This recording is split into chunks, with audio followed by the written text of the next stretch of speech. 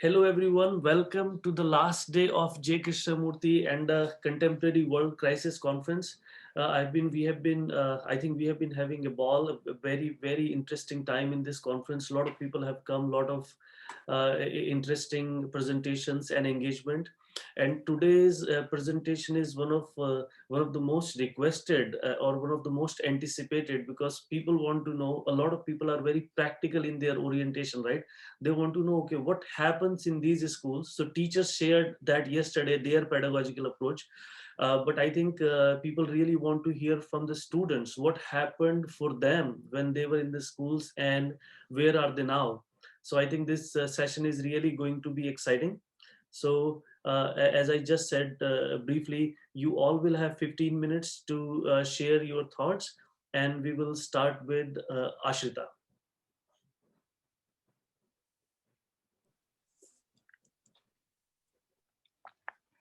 Hi, good morning and good evening to everybody in India. Dr. Ashwani, thank you so much. And Dr. Nayha, Acharya, thank you so much for facilitating this conference. And Dr. Meenakshi Thapan for introducing me to you. That was quite an introduction. Thank you for that. You have set the bar very high, so I will try and live up to that right now. The last few days have been incredibly stimulating and reflective to listen to the talks. It has actually taken me back to a place of great comfort and familiarity, because it's been about 16 years since I finished my education. And I think I've just now truly started to understand the impact that it had on me. I spent about 11 years at the school KFI in Chennai, and then another 2 years at Rishi Valley School to finish my high school there. And having a mother and aunt, many cousins, Kartik is one of them actually, and my husband too, all alumni of Rishi Valley.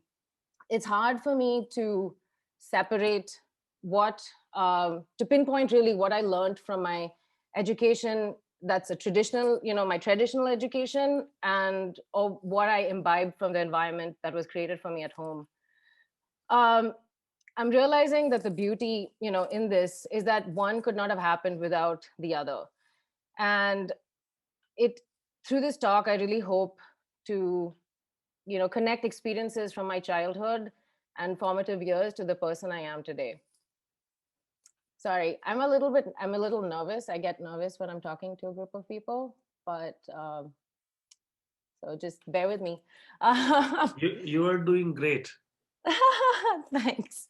It has been, quite a powerful last few days for me, because I really had to think and dig deep about, and just, think back to various points of, activities or childhood moments that have made me the person who I am. So it's just all, and especially in the world today, it's bringing it all together quite in a big tidal wave almost. But thinking back, the focus through junior school and middle school, was to develop and nurture a sense of awareness. And I think without the pressures of routine exams or tests, and those tests having been deferred until high school, I think it really gave us a chance to, we were free to explore aspects of life and that were essential to developing a sensitivity. And I think the lack of competition really helped in that also, because it allowed us to not have a lot of stress, additional and extra stress, until we really actually needed to do it. And I think being surrounded by nature was a fundamental part of developing that awareness also. And for those not familiar with the schools themselves, both campuses were absolutely beautiful environments for learning. There was, lots of open space, different types of trees and flowers and birds. There were snakes also, and a big banyan tree. We would spend a lot of time in the day, outside, where we were encouraged to not just play, but to also, stop and listen to the rustling of the leaves or the sounds of the birds. And I mean, it sounds all idyllic right now, but it is true. That was my childhood. And I just loved going to school. Um, and I remember, various discussions where we would sit in the grass or on the sand, and it was in a circle, and we'd be encouraged to talk about what we were feeling and why we were feeling that way. And this was this was an activity that we would periodically do every few months, and the discussions would often get more nuanced as we grow older and understood the world differently, or we were faced with larger issues that we needed to react to. And of course, none of us at the time like wanted to do it. It was the most uncomfortable thing, because which child wants to like sit down and look at what they're feeling and why they're feeling that way? Like, you don't want to analyze that. But I think in hindsight, it kept us in touch with ourselves and, reinforced the connection between the self and with nature. Um, we were also taught to not be passively aware of our environment, but to actively engage with it, and, to have a sense of responsibility and feel ownership in a way. Our school, like, and this was the school, they, along with the student run conservation sea turtle network, I think it was SSTCN, would organize these turtle walks where we would walk a 7 kilometer stretch of the coastline near the school, and actually watch for incoming sea turtles, because they're an endangered species, and they face a lot of, you know um, they have a lot of threats. They're overfit, like there's trawlers. There's also, the eggs would be poached, and the hatchlings would, this was the saddest part of it, I think. The hatchlings, if they were born on the beach, would actually gravitate towards the land and not the sea, because hatchlings are taught to, go towards the light, and because of the encroaching coastline, the light would attract them. So we would walk the coastline and, dig up a freshly dug nest, and then rehabilitate those eggs or hatchlings um, in the hatcheries. And this was just a poignant moment, really, because the it's kind of hard hitting, to see at a young age that a creature that's lived alone, but lived by itself for so long, needing to be helped by us. And I mean, I wasn't part of as many walks as I could have been, but I think it was a moment that was very powerful for me, and it sat with me for a very long time. um Sorry, I kind of ran past all my notes.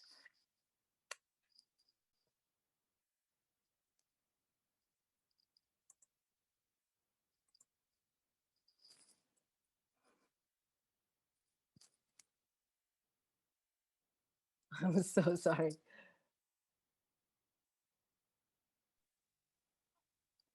But that was just one of it, and then soon as we went over through, as we went through middle school, the notion of awareness stretched beyond ourselves. And we learned to actually how to feel compassion. And I remember a project about in the seventh standard, I think, where we did with children from a nearby fishing village. It opened my mind to peoples whose lives were very different from my own. And, you know, though we came from two different worlds, we were same in our dreams and our hopes for the future.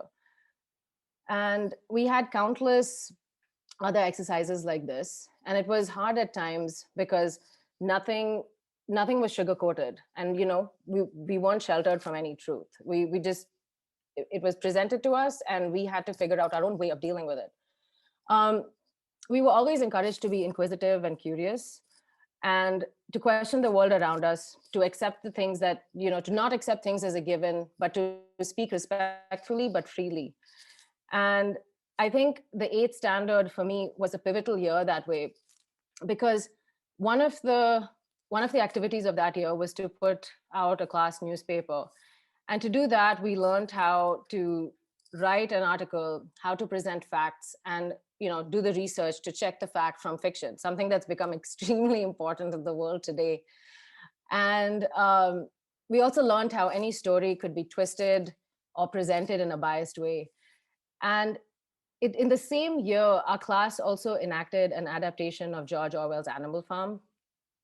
And the lessons learned there were just how power corrupts, and the dangers of an unintellectual mind.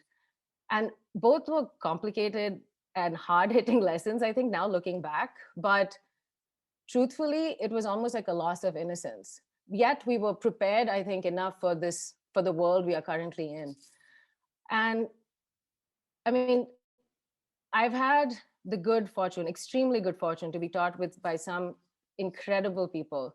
All our teachers, were passionate, and they were very passionate about the subjects they taught. And they also had a great fondness and affection for us, which in return, I think I developed that fondness and affection for them. And it actually made me want to be a better individual.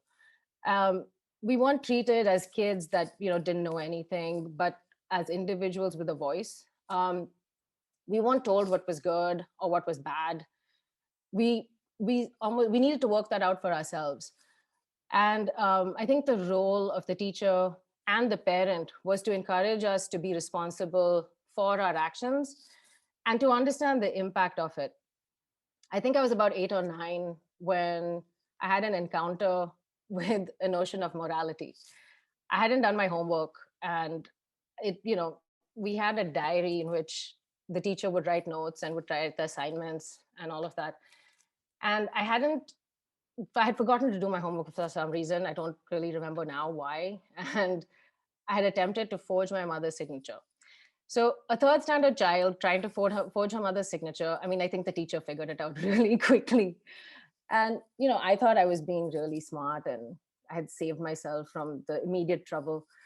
And Divyaka, my class teacher at the time, she knew exactly what I had done. And, she didn't confront me or punish me or tell me that it was bad at what I was doing. She called my parents, and I didn't know all of this. I only knew about this much later when I was actually like preparing for this presentation, and I called my mom. But she basically proposed a solution where I would hold myself accountable and where I could own up and feel honorable about it. And my parents that night, after dinner, talked to me and innocently asked me how my day was. And then they asked to see my diary. And then I realized, oh no, okay, I've done this thing and now I need to tell them about it. So I couldn't take it. At that point, I was eaten by the guilt. I started crying and I told them what I'd done. And then the next day, I sat with Divyaka, and it was under a neem tree. And I remember that moment very, very clearly because I remember consumed by this feeling that I was so ashamed of what I had done. And I apologized. Now, it's interesting because childhood, I think memories are very elusive that way. It showed it. I remember the lie and I remembered owning up to it, but I did not remember the minutes in between, the details of what had happened. This all came back in hindsight when I was talking to my mom. But I think what stayed with me was the feeling of owning up and also feeling good and proud that I had done that. So, like our school, and to move on to something else, actually, how are we doing on time? Well, okay, I can't see a timer anywhere. Anyway, we are fine. You can take a few more minutes, okay, Aashrita. thank you. Our school day was always included a creative session of some kind. I would eagerly look forward to those moments, and we could choose between a variety of things: pottery, woodworking, drawing, and weaving. And I remember spending many afternoons just in the weaving room, like doing the shuttle back and forth and like compressing the threads. And it was almost a meditative experience, though, except I didn't understand it then as a meditative experience. I just understood what it made me feel. And in Rishi Valley later, I was part of a film club that actually led me down the path that I am currently on. So for all of those things, I'm extremely grateful, because inadvertently it helped me put me exactly where I am today. But to bring this talk back to what I said in the beginning, and to possibly sound a little contradictory, I don't think I was as aware of what I was learning then as I am today. And after I finished school, I got busy with college and with graduate school, and then creating a life for myself over here, which is very separate and different from my life in India. And the impact and influence of my holistic education wasn't something that I paid heed to. And I think I also needed to get lost in the day to day, and I needed space from it for the moment. And I would like to think that there's still many elements of my education that still guide me and have instilled in me a strong moral compass. And I try and live a compassionate and sensitive life. But over the years, especially in the last 4 or 5, I noticed like a growing restlessness in myself. Farhad, my husband, and I try and take trips into the mountains or national parks to hike and camp and be in nature. We would always come back with a sense of calm and with a renewed energy, to face the present. And it was also like the perfect antidote for the restlessness that would build up from time to time. And at the end of 2019, we decided to do a big backpacking trip, and the biggest that we'd ever done. And we went actually to Torres del Paine, which was a national park at in the southernmost part of Chile and Patagonia. And it's a beautiful place. There's mountains and glaciers and rivers. And it was a 10-day trek. And we walked from campsite to campsite. And there was an ancient, almost sacred quality to the park. And many images have, etched in my brain. Like I won't forget that trip ever. And it's done me well in this past year. But the moment that struck with me the most was when we saw the glacier gray, and we had trekked 5 hours by then, and the weather conditions it was horrible. It was brutal. It was so cold. The wind was I don't think I've ever, felt wind that strong. And I could lean forward on my toes and still, I could completely lean forward and I would still not fall over. And we were drenched, and we got to the Mirador Gray, which is the lookout, and we saw like this majestic glacier. It was cloudy, but the sky, when we were there, soon kind of cleared right above it. And I could see the ice, and it was white in parts and turquoise and emerald in others. And, the clouds, the sky cleared, and then the clouds started rolling across the glacier, creating these mesmerizing patterns. And I remember just looking and tracing the glacier with my eye and kind of tracing it to the point of the horizon where it met the clouds. And over there, there was this little bit of swirling. It was just swirling, and it was so ethereal and magical in that time that I was overwhelmed in that moment, because that's when I realized that I realized what Krishnamurthy means when he calls it a oneness with nature. And I sat there quite transfixed, because it like all my worlds had collided in that moment. And I think in my determination to succeed at what I do, I lost track of that aspect of education that I needed the most. And it was that connection between the self and nature. So it was a good, and I think having it happen to me at the end of 2019 and 2020 being the year it's been, really kind of meant something completely different. And it's really come into my mind at this point. I would like to end with a quote from Krishnamurthy that I feel is very pertinent to these times. This is the quote: "When we lose contact with nature, we lose contact with each other. When you lose contact with the bird, the shy and timid quail, then you lose contact with your child and the person across the street. When you kill an animal to eat, you are also cultivating insensitivity, which will kill that man across the border. When you lose contact with the enormous movement of life, you lose all relationship. Then you, the ego with all its fanciful urges, demands, and pursuits, become all important, and the gulf between you and the world widens in endless conflicts." Thank you. Thank you, Ashrita. That was a tremendous quote. That kind of summarizes a whole of Krishnamurthy's emphasis in just one quote. Why is it important to be sensitive now and around you, rather than thinking sensitivity and compassion in terms of ideology that you will do later on? And really enjoyed learning about your experiences in the school. I'm sure everybody else enjoyed that too. And I think one thing that you said, that at that time you didn't know what was happening. I think that was the whole focus of Krishnamurthy's educational approach. One of the focuses, you don't preach directly. You create the environment in which children subconsciously imbibe Yes. the true values, the capacity to think critically, capacity to be aware, capacity to be sensitive. So I'm glad that Yes. you are on a full circle now. You are more consciously recognizing what happened there.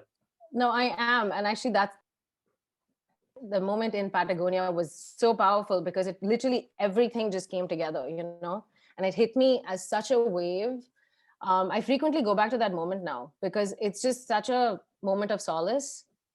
So, yeah, I'm very grateful for this education. Perfect. Thank you. Chinmay, are you ready? Hi. Can you hear me? Yeah. Hi, Ashwani. Thanks for having me over. Always a privilege to be here and speak about school. In a way, of course, also a bit nervous because one doesn't know what to speak. We are like the guinea pigs or the experiment, the grand Krishnamurthy experiment, and then we are supposed to be turning out in a particular way.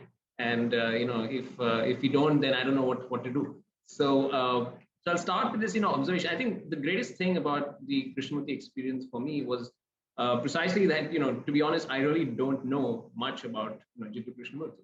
And I think if I was in any other kind of guru school, I would be worshipping the person rather than the ideas. And I think that's the kind of starting point that if you ask me to write, say something about Jiddu Krishnamurthy as a person, I honestly wouldn't be fumbling. I did read a book, in school out of my own interest, but we were never forced to kind of learn about the person. It kind of came very naturally in terms of what some of the core principles are. I think when you're a kid in the school, all of this is very abstract, what Krishnamurthy is saying and so on. I think it is still, a lot of it is very abstract. But in school in particular, the kind of things which are appealing is most famously, no exams, right? So that's the first thing. In school, when you used to explain this idea of Krishnamurthy, schools outside, the first thing you say is, they have exams till class 10. And that would be the first thing. And of course, this is now quite well entrenched in many other places as well. The second thing we say is a fantastic campus. That's what Aashrita was saying. It is spectacular. I think all the Krishnamurthy schools have really, really beautiful campuses. And then we would say stuff like, the teachers are great, not only in terms of the quality, but there was really no sense of hierarchy. And, I was seeing the recording of what Meenakshi was saying a few, days earlier. There really is no sense of this strong sort of hierarchy. And so much so that, when I visited school a few years back, I think Jyotsna is on this webinar right now, who's the current principal. And when I visited school, she took me around and we had a lovely conversation, and she was my teacher in school. I was in Rishivali from 1993 to 2000. I came out, I was messaging my friends saying I went to school, and they said, do you know she's the principal?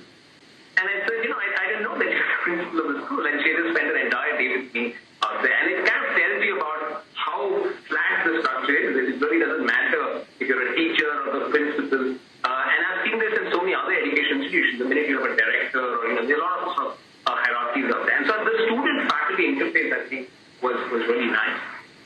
Now, what I'd like to speak about, is this thing about competition versus excellence. That's what I've written to you about. Because one of the great ironies of my personal life is that while I grew up in one of the least competitive environments in India, I find myself now as a faculty in one of the most competitive places in India, which is the business school, which is the Indian Institute of Management in Ahmedabad. About 300,000 students give this CAT exam. It's the most hyper-competitive system to get in, and it gets even worse. The students out here are in one of the worst rat races of the world. They're here to earn a lot of money.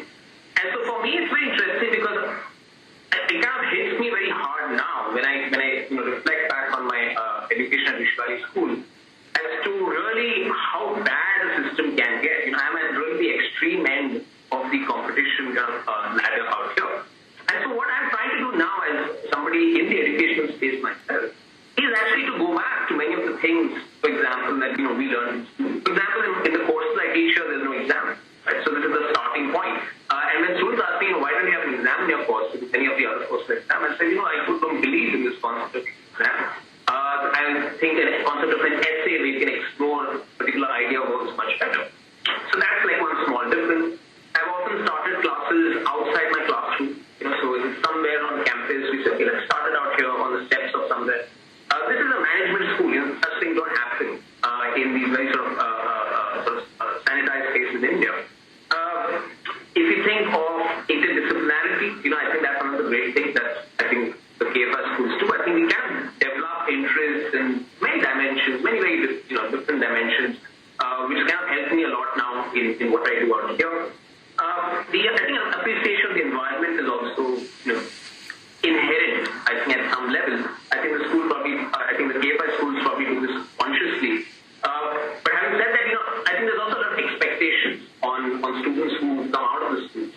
For example, I'll just give you an example. I think my wife, for example, who grew up in a school in Bombay, she loves to, pull my leg, saying that you call yourself from Rishi Valley, but you are not as. She's much more environmentally conscious, for example, than me.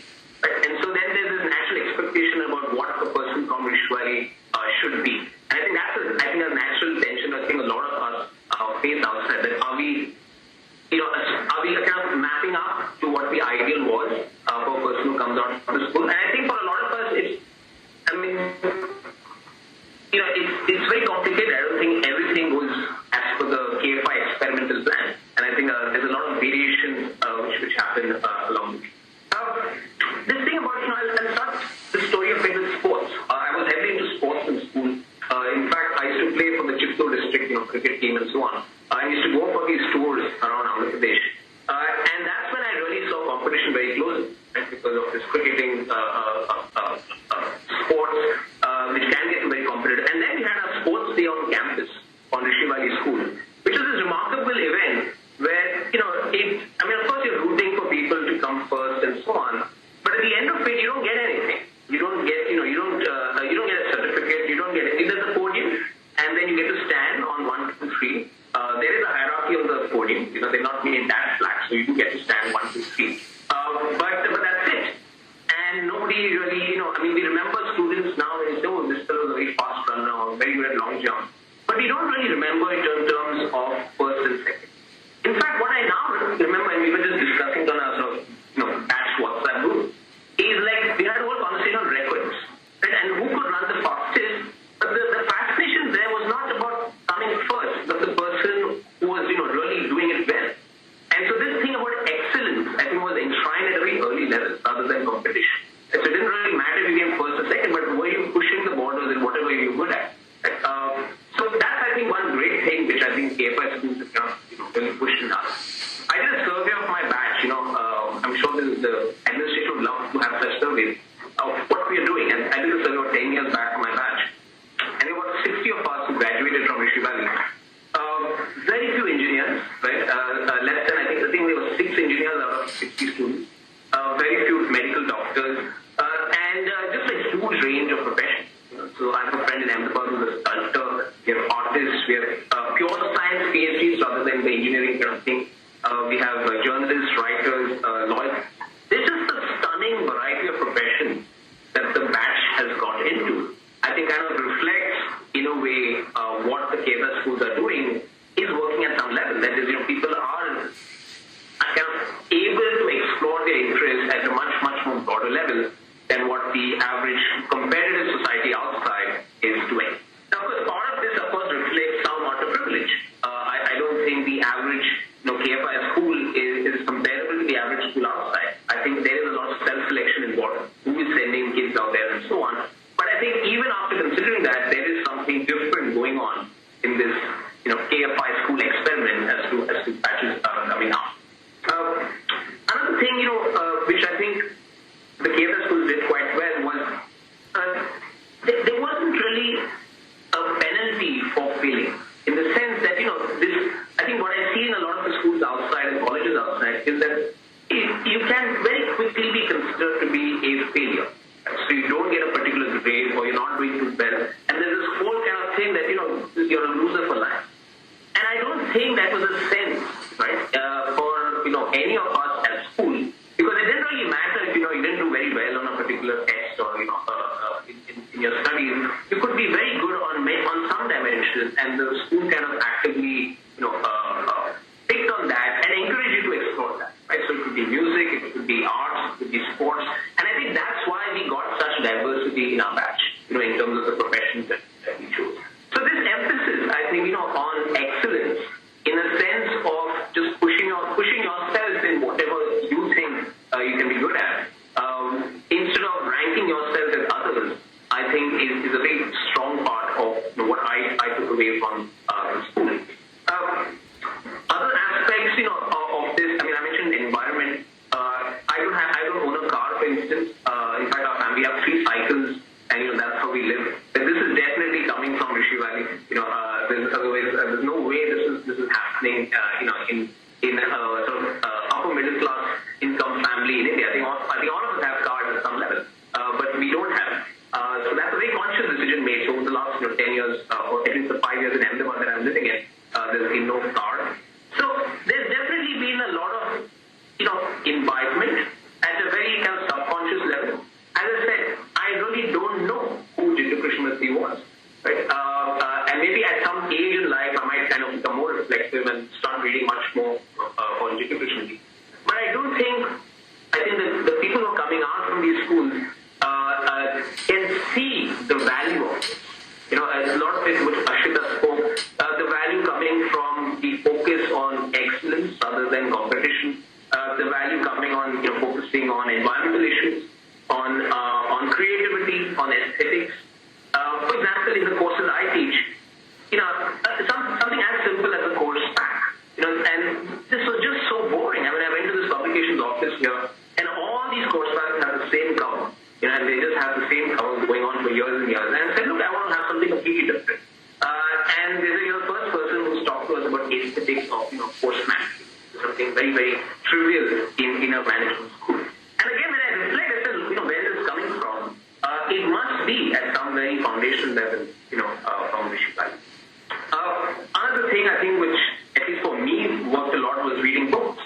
I think now, of course, people are probably reading books across the world, but I think our libraries are fantastic. I think this is a little known part of the world of AFI schools. I think I spent a fair amount of time in the library, not only spend time in the library, but picking books, going back home. And whenever I go to school now, my action is to go back to those old books and see if my name's still there in the kind of card, which we used to sign maybe 20 years back and so on. So the library, I think some of these things are kind of underscored in what really makes a great school. So I've had a fantastic, and I continue to date, love for books and so on. And then of course there are teachers, teachers who in any school I suppose are very inspirational. But I think we were very lucky to have a person by the name Jen Tingshe, who used to fondly call us JT. And JT was a great friend of ours, and we always considered me a friend. This was a phenomenal kind of relationship that we had with him. Unfortunately, he's no longer with us. There was Jerry Malcolm, who would visit school. Jerry was a legend at Rishi Valley School. He was, if I'm not mistaken, Canadian British, and he would come to school, and he would direct these plays. And we used to have all these fans of Jerry. We used to want to walk around Jerry and so on. Very, very fond memories that I have of Rishi Valley School. I'll just end here with certain things which come to my mind now, especially when I started talking about competition and excellence. I think when a lot of the career choices that I've made has been completely guided with this philosophy, of Rishi Valley School. For example, most people who study abroad eventually do a PhD abroad. I chose to do a PhD in India because I had a very different focus point at that particular point of time in my life. And we should have just done that, and that would have been a huge premium in the job marketplace. But I was very clear about what I wanted to do, and so it worked out, just fine, just doing it in India as well. Going forward, just choosing what you really want to do rather than what others are telling you to do. I think that's been a fantastic learning from school. I'll just end out here by pointing out some of the negative aspects of the school.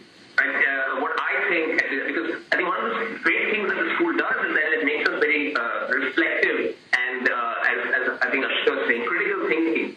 And so I think one should also, then talk about what one feels maybe the school did not inculcate enough in us.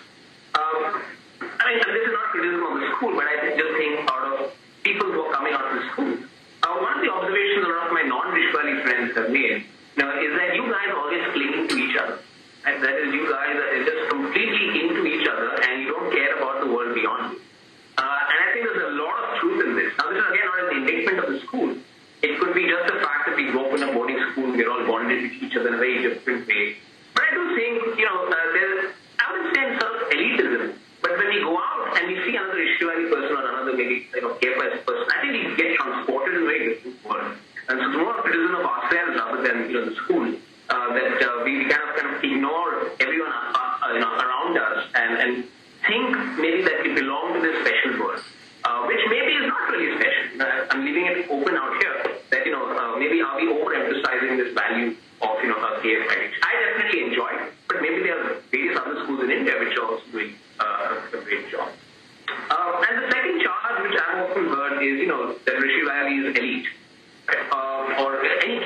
school is elite. And I don't know, how true is, I don't know the statistics, I don't know what is the selection criteria and so on. But the more I think of it, definitely it's a charge which I think KFS schools will always, be attacked. It's not just KFS, any boarding school. I think KFS schools do much better than, say, Poon School and many of the truly elite boarding schools of India. But this is something which I've kind of grappled with as to, this basic question about how elite is Rishi Valley. And so that's some of the things which I'm grappling with as I kind of, grow up and reflect on my schooling. So I'll end here and just point out that, the Rishi Valley experience was just a phenomenal part of my life. And I really can't think of it not being this way. And I should thank my mother, actually. Unlike Aashrita, none of us had ever heard in my father's or mother's side family about school. And boarding school in India seemed to be negative. Nobody in their right mind sends their kids to boarding school in India.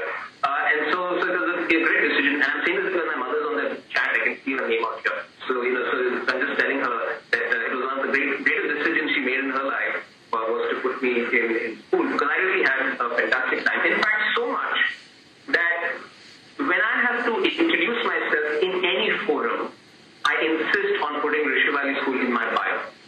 This is something most people don't do. Because why? Because once you grow up, when you introduce yourself, you put your, if you've done your master's, PhD, you put that in your title, you put that in your bio. We forget our schooling experiences. Right? We never put which school we were in even a resume for many people, but especially in a simple thing like bio and so on. And so I've written 2 books now, and if you ever get a chance to read those books, you will see that the bio says, he went to Rishi Valley School. And that's how much I've, really loved the experience. And so with that, I'll stop. Just to emphasize, I think the greatest thing I've learned from Rishi Valley is this idea of, of emphasizing on excellence much more than competition, which is, I think, going to take make life much more meaningful. I think that's the way I see it. And there's a huge application of KFI principles in what I do today. Because as I said, I live in the most hyper-competitive environment in India that there is. And so students often come to me and say, why are you telling us this? This is completely different from what we're expected to do out here. And so for me, it's like my own experiment now of, using some of the stuff which I learned in school in a very different environment out here. So with that, I'll end and, looking forward to others' reflections. Yeah, I'm so excited to be here and see a few familiar faces after so many years. And just, listening to everyone's sort of reflections is also taking me back to so many things that, I experienced at school. I studied at Rishi Valley from, I think, class 6 to, graduation. And so much of what both Ashrita and Chinmay have shared, I resonate with so deeply. So I think it's just already put me into a very, very sort of reflective space. In the beginning I had thought of sharing certain kinds of things, and then listening to both of you all speak, it's sort of triggering all sorts of other stuff in my mind and taking me to all sorts of places, and so much of resonance. But to sort of come back to what I had wanted to share, for me, my experience in many ways is very, very similar to what you all have shared with respect to, the overall environment at school. I remember some of the things that have happened to me now as an adult has been, coming across just sort of serendipitously other kids who have been to several KFI schools, and how we can tell without even asking each other that we've been to a KFI school, that we get excited by sunsets and like a beautiful moonrise or stuff like that. And it's something that is, even soon after finishing from school, I think whenever we would sort of meet up, I think a lot of us would feel, and whether that was within a batch or across several batches, and oftentimes in the early sort of college years, first year, second year, just having left RV or whichever school we went to, I think we would sort of gravitate towards other people who had also come out of a KFI school, maybe subconsciously sort of trying to make ourselves feel comfortable, or something familiar in the face of this different kinds of experiences we were suddenly sort of thrown into in college. And something that so many of us ended up sharing was, that people would ask us, what do you think is so special about a KFI school, or about Rishi Valley in this case? What do you think you have learned from there? Or what do you, like, you have to sort of perform as soon as you leave? And I think for many of us at that time itself, so even within a year or two, there was this sense, a year or two of having left, there was this sense of, we don't know quite what it is. We can't pinpoint exactly what it is, but there's definitely something there. There's like a connection that we feel with one another, even if we're doing very, very different things in our life. Even if, our lives don't seemingly appear to have anything to do with one another. There's, once we meet, there's something almost like subliminal that sort of connects us, and that we immediately get into this like reminiscing space of talking about mostly the good stuff. Yeah. So anyway, coming back to what I wanted to originally share, so my life after Rishi Valley took me towards activism, and took me towards trying to, firstly, becoming aware of my own privilege and having access to space like Rishi Valley in the first place, and then college education. I went to Stephens, so again, like a fairly elite kind of an institution. So from one elite in one way, Chinmay, referring to what you were saying, to another in that sense, right? And then I came, sort of my life's path crossed with this small place in Himachal called Dharamshala, where there's a Tibetan community in exile, where they live here. His Holiness the Dalai Lama lives here. And I think for me, that was the first time, again, seemingly, because now when I go back, I think about experiences that I had in Rishi Valley as well, which sort of maybe planted the seed in so many ways, for this kind of self-awareness, or this kind of a critical thinking. But coming to Dharamshala for the first time really sort of burst my bubble in so many ways. And I had to confront a people and a community and a culture which in one way seemed so different from mine and everything that I had grown up with, that my life sort of took its own turn into the Tibetan community and into the activism with the Tibetan freedom struggle, and all sorts of grassroots organizing, community building, campaigning, advocacy, sort of direct action planning, mobilizing and recruiting young students, doing a lot of awareness work in several colleges, doing a couple of sort of protests, getting detained a couple of times. So all of that sort of just took its own turns, twists and turns. And I never really got much time to think about what had happened, or think about, what was school like, or what did I take away from school in that sense. And also, surprisingly, I'm not really in close touch with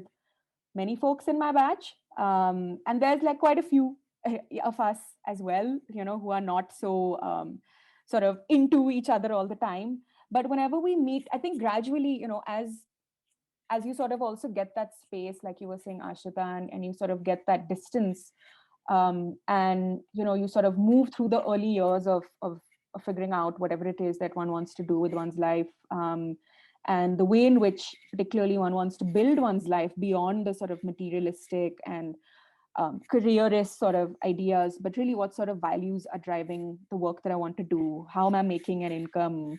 What are the sort of people that I want to surround myself with? What are the conversations that I would like to be having?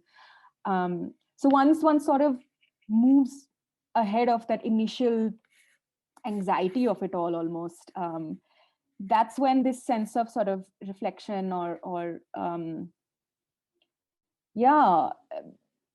introspection comes in, where one really, I mean, at least for me, going back and thinking about, okay, I think, one of the strongest memories that I have from Rishi Valley was Astachal, right? A lot of us hold Astachal like very, very dearly. And I think at that time, in the beginning, Astachal was the time when just before dinner, and if I'm not mistaken, just before dinner and after prep, or maybe before prep and after dinner, one of those two. And we would, sit on this little hill, the pretty much the whole school, I feel. And we would all, like, after our really sweaty games of whatever it was, football or handball or volley or XYZ, we would, have our showers, and everybody would be rushing and shouting at each other, I need to bathe, stop taking so much time in the bathroom. We would all finally make our way to the Asta Hill, and there would be this like samrani, which they would, everybody would have sprayed around. And so it's also a very like sensorial memory, not just of sitting there with everybody, but also the smells and the sounds and the sights. Um, and there would be the initial sort of restlessness and the initial kind of whispering and adjusting and trying to find your spot, and not being quite comfortable at the rock on which you sat, so moving to another rock. So just sort of finding your space, and then things would sort of settle down, and we would all just, of course, this beautiful sun would be going down behind the three kondas, and each person would find their own kind of stillness, whether it was for 2 minutes or for the full 20 minutes, whatever it was. And that was something that was so profound. I think in the beginning, I felt a kind of resentment towards it almost, because it felt like in the middle of the day, I mean, it was the end of the day, but even then it just felt like all of a sudden being forced to sort of, go from 100 to 0, felt there was a resistance. But gradually, as I got older and older, there was almost a sense of refuge in that time.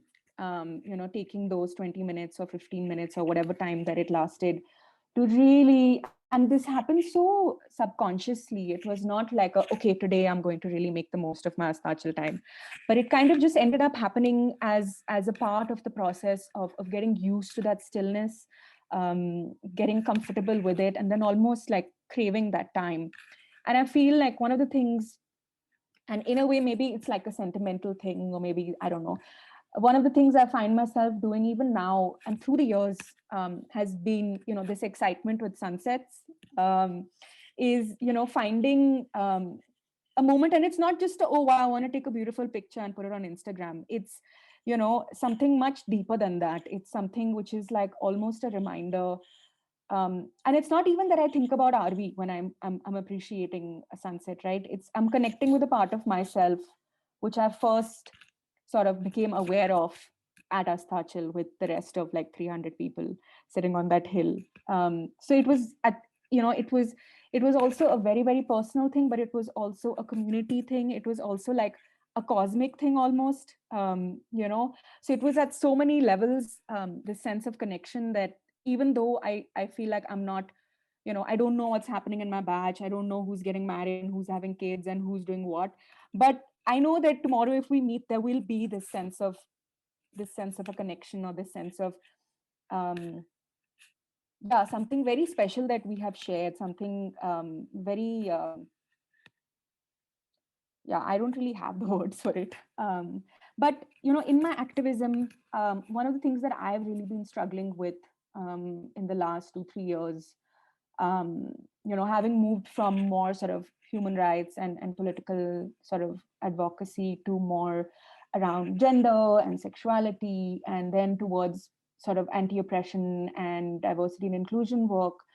So one of the things that I've really been struggling with has been this, we all know that we find ourselves in a more divisive, polarized kind of a world, right? Where everyone is so quick to judge and form opinions. And we don't know what's the truth anymore and what's fake. And, what do we rely on for information? What do we rely on for just community, and in that process, I feel like as an activist myself,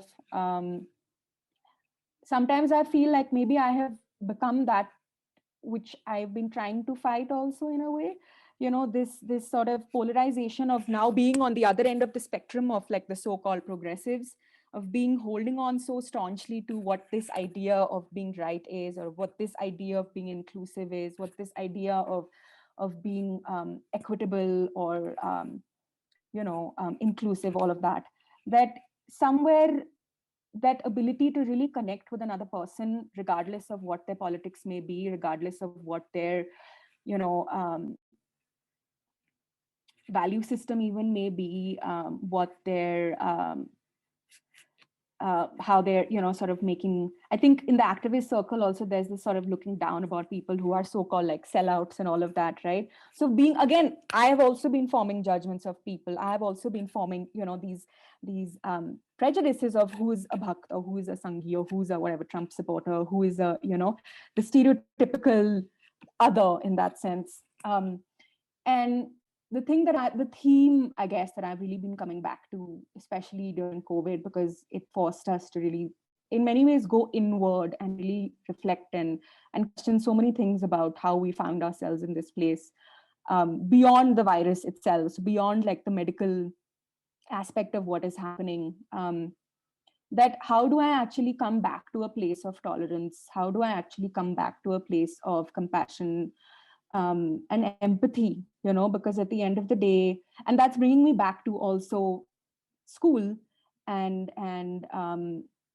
the fact that we grew up with all sorts of people from all sorts of backgrounds.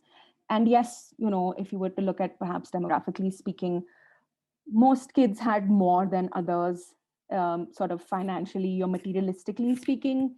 But I remember having such a diversity of experience, of also cultural backgrounds, and of course, the push and pull of just being a group of humans in the same space, all sorts of those characters in your class or in the hostel, someone who's a bully, someone who's sort of conforming, someone who's, so all of that happened. It was not a perfect sort of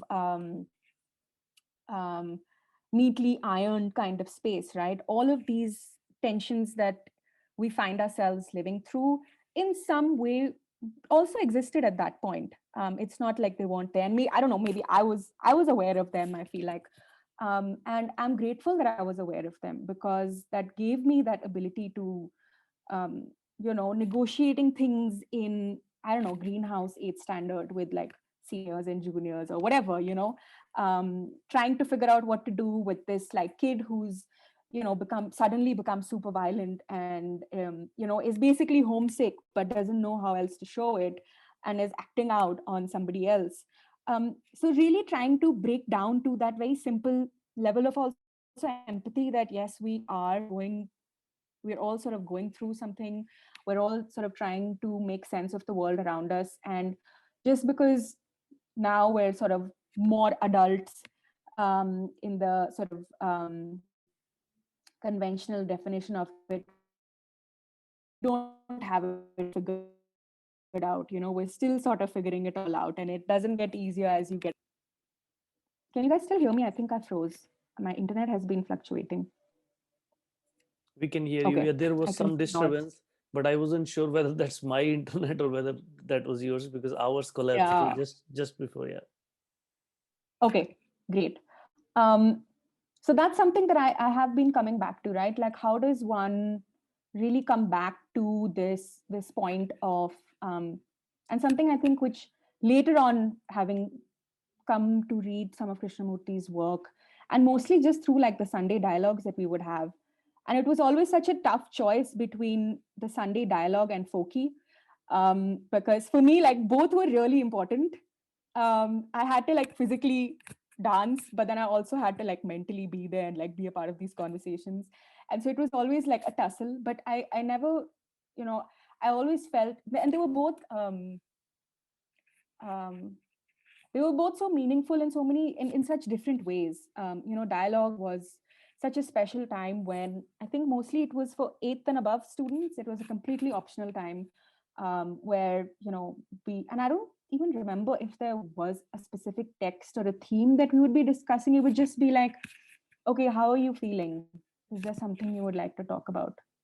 And then we would, I don't know, some kids would talk about bullying, some kids would talk about just something that they've been thinking about themselves. So that was really the space where, like a culminating space where or a more sort of structured space where we were able to really articulate the different kinds of self-reflections that each one of us had been going through, like whoever was interested to be there. And there would be teachers, there would be maybe some study center guests, there would be sometimes parents. And now that I think about it, that's such a precious thing to have, right? Where young people are with all sorts of people of all sorts of age groups, really sort of speaking their mind and also becoming aware that they have a mind, that they have, articulate thoughts, so that they have feelings and emotions, and that they're putting things together and making meaning of their experiences, and that it's important to be able to share it in some way or form. And now when I think about, all of this amazing activism that we're seeing from young people all over the world, it's such a privilege to have been through an education where, I never was made to feel that I don't know enough, or that because I'm a child, I'm less, or because I'm not a teacher or I'm not an adult, I don't have something to say, or I don't have something to offer. And I think that sense of agency in one way, that, young people are also meaning making people in that sense, right? We're still in many ways, I think the meanings that we make at that time really do sort of stay with us and come back to us in different ways, as we've been sharing now. So it really has been this sense of, I think the biggest thing that I have taken away from Rishi Valley and the biggest, in a way, gift, I guess, has been the gift of critical thinking and of introspection. Because the more and more in the work that I'm doing now, in trying to facilitate spaces for vulnerability, for sort of really difficult conversations around identity politics, around, privilege and race and class and gender and power dynamics, and how these things play out, particularly in so-called progressive social justice organizations, where everybody thinks that they are progressive, so they're perfect. This space of critical thinking and self-reflection seems to be so rare.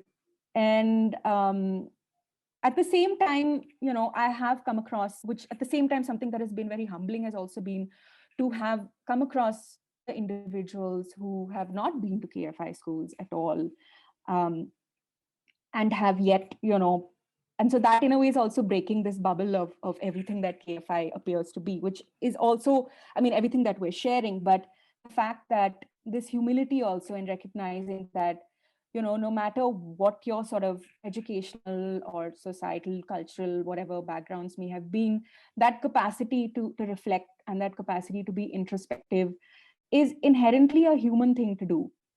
And like the fact that in my life, I have come across other people who have been to very different kinds of educational backgrounds, very different kinds of social backgrounds. And we still sort of connect on that level of, being able to question things around us, being able to critically interrogate oneself and why one is in the position that one is today, whether that's like mentally, emotionally, otherwise in one's career or whatever. That's also something that has been so humbling for me, and that has been like a constant reminder that, yes, I went to a KFI school and that was a beautiful thing, but that doesn't make me any different from all the other people out there who also have that capacity, and have cultivated it in their own ways. And I don't quite know if I'm going anywhere with this, but I want to sort of close with a quote from Kay. And I got this book I think my mom gifted it to me like many years ago, Think on These Things. I think many of us got it at like some adolescent age, or I don't know, maybe before 11th grade or something. It's like the go-to like simplified K. I don't think I've actually read it, and until like just before this talk. And to also resonate with what you were saying, Chinmay, like everybody asks me, oh, so Krishnamurthy, and I'd be like, please don't ask me anything about what his philosophy was, because I don't know anything. But I just started reading this, actually, to be very honest, like a couple of days ago. And it's from the first sort of chapter, I guess, The Function of Education. And thinking now about this particular passage, I realize how precious it is to cultivate this kind of a space, um, and not just through a traditional understanding of what a school is, but even like my effort really is to try and cultivate that in my everyday interactions with people, and to find this strength in also vulnerability of questioning, to not try and not put up this facade of like, oh, I know what I'm doing, but to be very open about the fact that I don't know. I'm also figuring it out, and I'm also struggling with things just like everybody else. I also have days where I question myself and sort of ask myself, what have I done in the last 10 years of activism? Like, what have I changed in the world? And many days it comes back to answer nothing. And then you kind of have to go deeper and figure out like, okay, there are things which I have done. I mean, come on, it's not been a waste of time. So, to lead with that space of vulnerability, because I find that I've built this skill through my time at Rishi Valley and negotiating all the different kinds of sort of identity issues and group issues and class issues that happen in this microcosm, which is, I mean, we exist in the world as well, right? We're not just living off in an island somewhere. And we also go back to because Rishi Valley is residential, but we do go back for our holidays to our homes, and we sort of receive the rest of the world in that sense when we're back home. And then we come back with that new information and those new conditionings back to the school. So there's this constant like tussle between these different worlds. But the thing that I'm taking away really is and that I'm trying to bring more into my form of activism. I guess now I don't even want to call myself an activist, I guess, because I find like everybody is doing it in their own way. There's small and big kinds of activism. There's activism I mean, it's basically to act, and we do it every day. And so the way that I'm trying to interpret it today, and that I find gives me meaning more and more, is to find that strength in, or that security, because I question myself and I have this critical thinking mind, that I don't feel afraid to show my vulnerabilities. I don't feel afraid to show my weaknesses, because somehow through RV or through KFI or through all of this that we are trying to figure out what it is that we've shared, that is the biggest sort of learning that I've had, that as long as I don't know, I'm just going to like go back to now and read the passage, keep it simple. Okay, so this is from The Function of Education on Think of These Things. Okay, so here goes. We must create immediately an atmosphere of freedom so that you can live and find out for yourselves what is true, so that you become intelligent, so that you are able to face the world and understand it, not just to conform to it, so that inwardly, deeply, psychologically, you are in constant revolt. Because it is only those who are in constant revolt that discover what is true, not the person who conforms, who follows some tradition. It is only when you are constantly inquiring, constantly observing, constantly learning that you find truth or God or love or whatever it is. And you cannot inquire, observe, learn. You cannot be deeply aware if you are afraid. So the function of education surely is to eradicate inwardly as well as outwardly this fear that destroys human thought, human relationship, and love. That's it. Thank you, Jyotsna. Sorry, everyone. Neha and my internet completely broke down. We missed some of it, but I hope that the session continued and you could all continue to enjoy Chinmay's and Jyotsna's talk. So Chinmay, when I heard you where I left, I think you were talking about how you have been experimenting with some of the unconventional ways of teaching, like no emphasis on exam or taking students outside. I think that's really amazing, because a lot of the time we need to, especially in higher education, in India, it tends to be quite examination centered. In West too, in a lot of courses, it's very examination centered. So I think in higher education, we really need to challenge this mindset, not only in the schools, not only in the K schools, but everywhere. We really need to change this mindset that unless something can be measured, unless you go through an exam, the learning is not taking place, or the only way to express your knowledge is by memorizing information and then reproducing it on exam. So thank you for doing that, especially in Indian Institute of Management, which I think tend to be very notorious for being very, how should I say, instrumental in their orientation. And Jyotsna, I really loved the way you are taking, again, subconsciously, what you learned from being in Rishi Valley and from your parents, and how subconsciously or now consciously that's unfolding in the field of activism. uh, and and I think one thing that you really that is really important for everybody to understand, that the capacities of critical thinking, capacities of being existentially aware, capacities of looking inward, is not neither limited to Krishnamurti, nor to Krishnamurti schools, nor to the people who have come across Krishnamurti. There have been people before Krishnamurti and after Krishnamurti who have talked about this, but no matter who has or who hasn't talked about it, it is every human being's inherent capacity to cultivate this, uh, independent of who the source of inspiration is. So thank you so much to both of you, and to Aashrita who spoke before.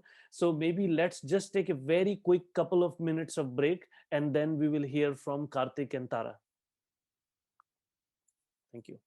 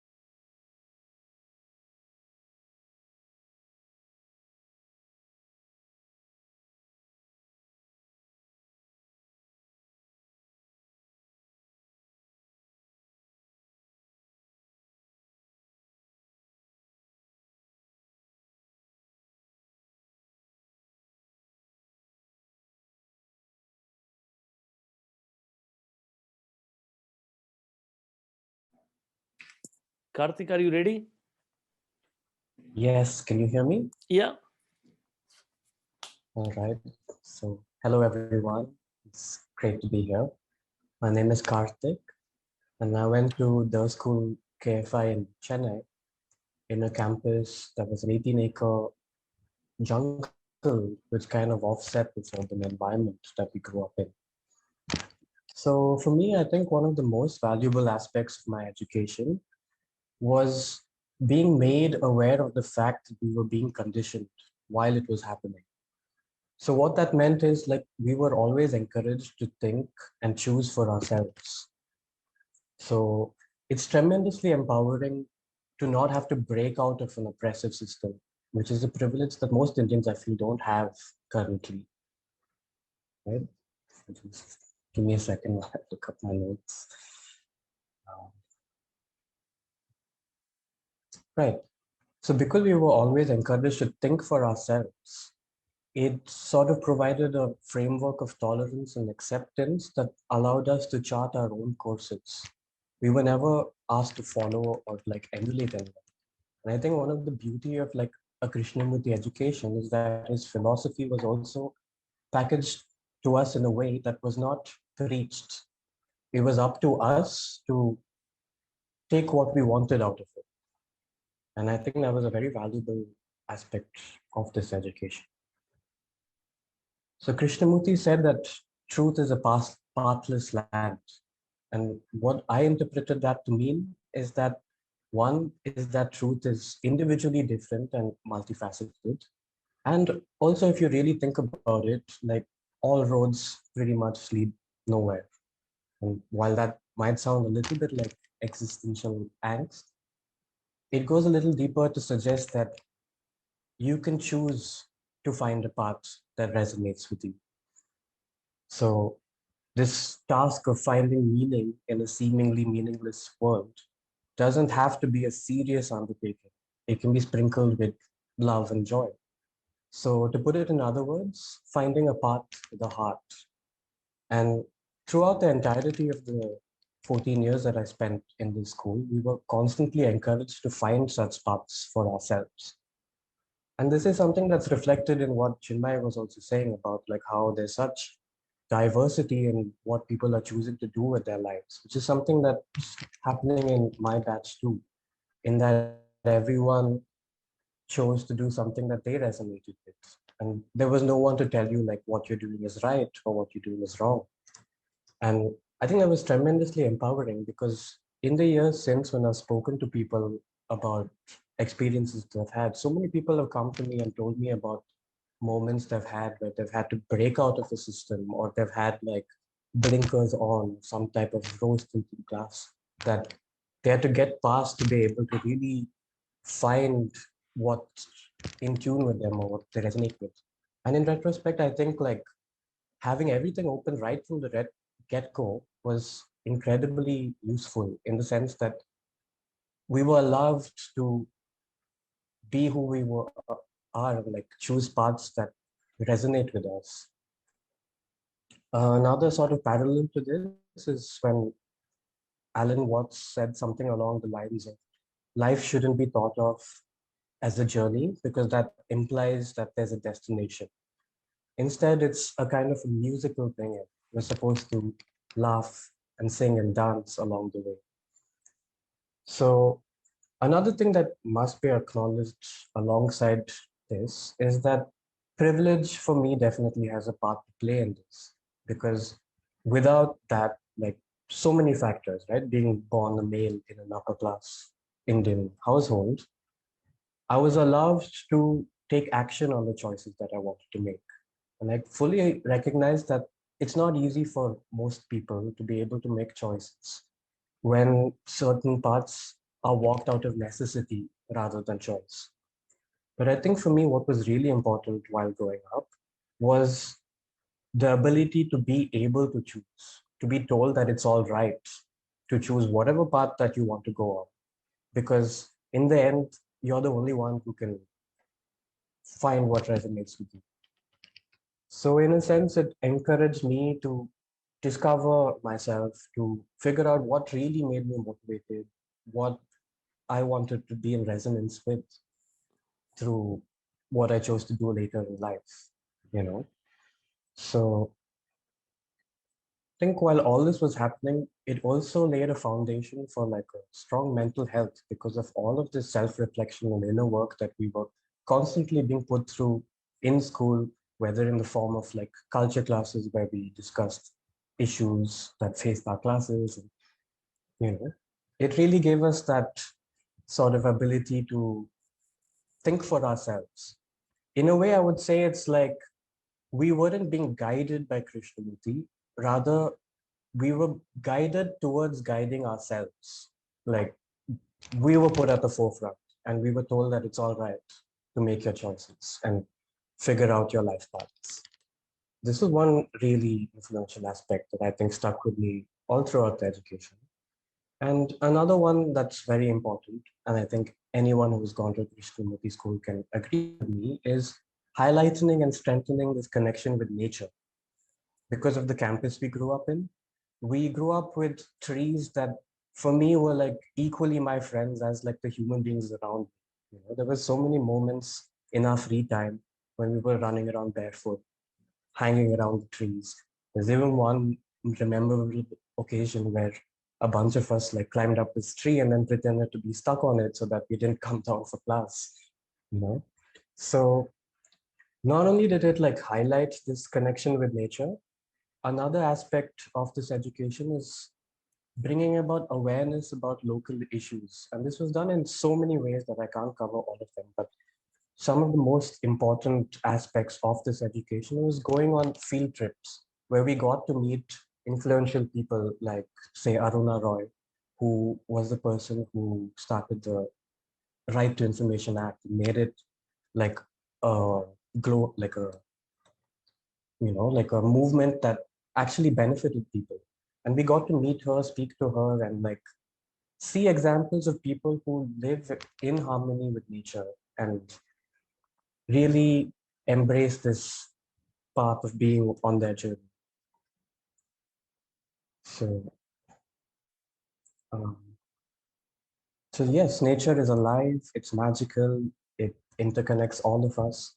And along with this, another thing I realized is like in a lot of modern contexts, nature has been kind of commodified in increments.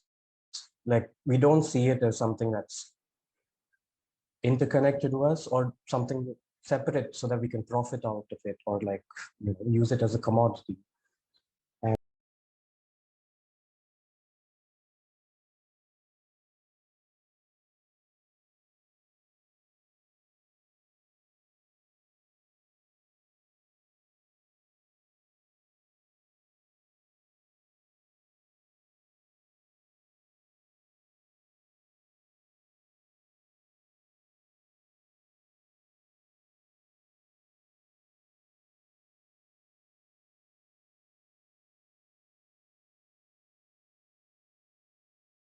as much as the environment is the product of ourselves, they're not separate things. We don't live in a place that isn't affected by our community. So keeping these two things in mind, I'll tell you a little bit more about my story and what unfolded after my experience in the Krishnamurthy school. And so because of this ability to think for myself and really find out what is this path with the heart that I wanted to take, after I left school, I didn't want to do the conventional career option. If you've heard of being a lawyer or a doctor or an engineer, which predominantly most Indian families force you down that path because it's socially approved and it's like what you're supposed to do. But because I had this upbringing and I could really think about like what I wanted to do afterwards, I chose to enter the world of design, which was like a relatively new field and is still kind of like upcoming in Indian contexts. And for me, I felt that design was the perfect bridge between living in harmony with nature and my environment. Because if you think about it, design is essentially problem solving, but using a modern toolkit. So in this pursuit of design, I really thought that it's something that resonated with me. I felt passion for it. I knew it would be a path with a heart. And after I finished my school, I went to design college and I finished my education there. And I think that really helped me build on the education that I received in school, because what it did is provide me with skill sets to complement the intent that I had of being on my path with the heart and like doing what resonated with me in trying to like identify and solve problems that I felt were important. So after my college ended, I thought like the next logical step is to find a job in which to use these skill sets, because as much as like the Krishnamurti philosophy talks about finding your own path and like being on your journey, it's equally important to integrate it into the modern world in some way, because we can't like escape the reality that we live in modern times. So for a while, I was working at a furniture studio in the city. And initially it went great because I was able to creatively use my skill sets, and like I was part of a two-person team that was responsible for designing an entire furniture line. And it meant that I was creatively responding, I was challenging myself, and I was fully utilizing the skill sets that I've been equipped with in a context that worked for me in the modern world. But as that went on, I quickly realized that we were basically being taken advantage of, because I joined a startup and month after month there were problems and not getting paid, and there was no money to make prototypes of the furniture that were so lovingly created like over this entire duration. And that quickly gave way to feeling like a robot that was just on autopilot all the time, churning out design that I felt no passion for anymore. And it felt like my soul was dying little bit by little bit. And I realized that this path that I'd chosen for myself didn't really have a heart anymore. And after trying to justify that for like almost a year, I finally ran out of reasons that made sense to me. So I decided to quit then and figure something else out. And this was a rather confusing time in my life. This was around 2015 when I quit my job and I had no idea where to go next. So at this point, I took the opportunity to volunteer at a farm in the outskirts of Bangalore near where I was working to give myself that room to mull over what would happen next. And while I was at the farm, it was one of the most fulfilling and holistic experiences in my life because I was living life in a way that really resonated with some of what I believed in and I was passionate about. And for the first time ever, I really saw like my design skill sets being utilized not only productively, but in a way that benefited the environment around me. So in the 3 months that I was there, I was working with my hands to make like this community fireplace with paved walkways and using natural building techniques that I'd learned in college and sort of moving more into like sustainable design to be able to like execute something that not only resonated with my design sensibilities, but also like this awareness towards the environment which had been instilled during school. So it was a really holistic and profound time in my life because it was also a time period where I didn't have to worry about living paycheck to paycheck because the farm I was staying in, it was run by this beautiful man called John, who in exchange for helping around the farm provided shelter and food. And it was a beautiful example of community living where I got to see an example of a man who was living in balance with the natural world while being present in the modern world, which really spoke. Basically, I was living a life that I dreamed about in those 3 months that I was there at the farm. And that really sort of got the gears in my head turning towards like what is possible, which goes back to what I was saying about like Krishnamurthy encouraging choices to make because you could do anything you want with your life. It's just about figuring out the ways in which you can do it that balance out living in the modern setting that we're all living in now.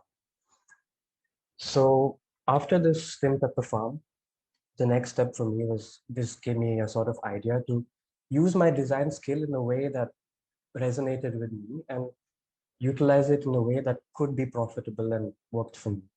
So after that, what I ended up doing is working as an independent designer for two clients in the city who both had schools. And so what I was doing was like sort of bridging both these worlds by constructing vertical gardens, paved walkways, using sustainable materials, sensory gardens for the area in the school, using things that complemented my skill set. And this was a great learning experience for me because it showed me that it was possible to follow your path and have it be profitable, also while being in tune with nature and the modern world. But also, I did end up realizing that it sort of meant that because of just how things work in India, like I ended up like overextending myself because I was an independent designer and I put in way more effort than getting out of it in the not just monetarily, but even holistically, because these schools did come with their own admin and logistics, which meant that I really couldn't see a project through to like the fullest capacity that I thought was possible. Even though it was like a step in the right direction because it showed me a way of utilizing what I had in a way that worked. So after this, the sort of pivotal moment in my journey came when I was talking to my parents about what the next steps would be. And they were suggesting that since sustainable design is something I'm interested in, maybe I could get a master's degree abroad. And following like the conventional path most people take. It did seem like the logical next step. But when I really sat down and thought about it, it didn't make sense to me to invest so much money in going abroad to learn about sustainability when there were so many ways of implementing it and learning about it where I am right now, right? So it's then when I came to a decision with my parents that instead of trying to go abroad to learn this, we could invest this college fund into a piece of land that they had already acquired some time back, which is around an acre near the hill town of Kodaikanal.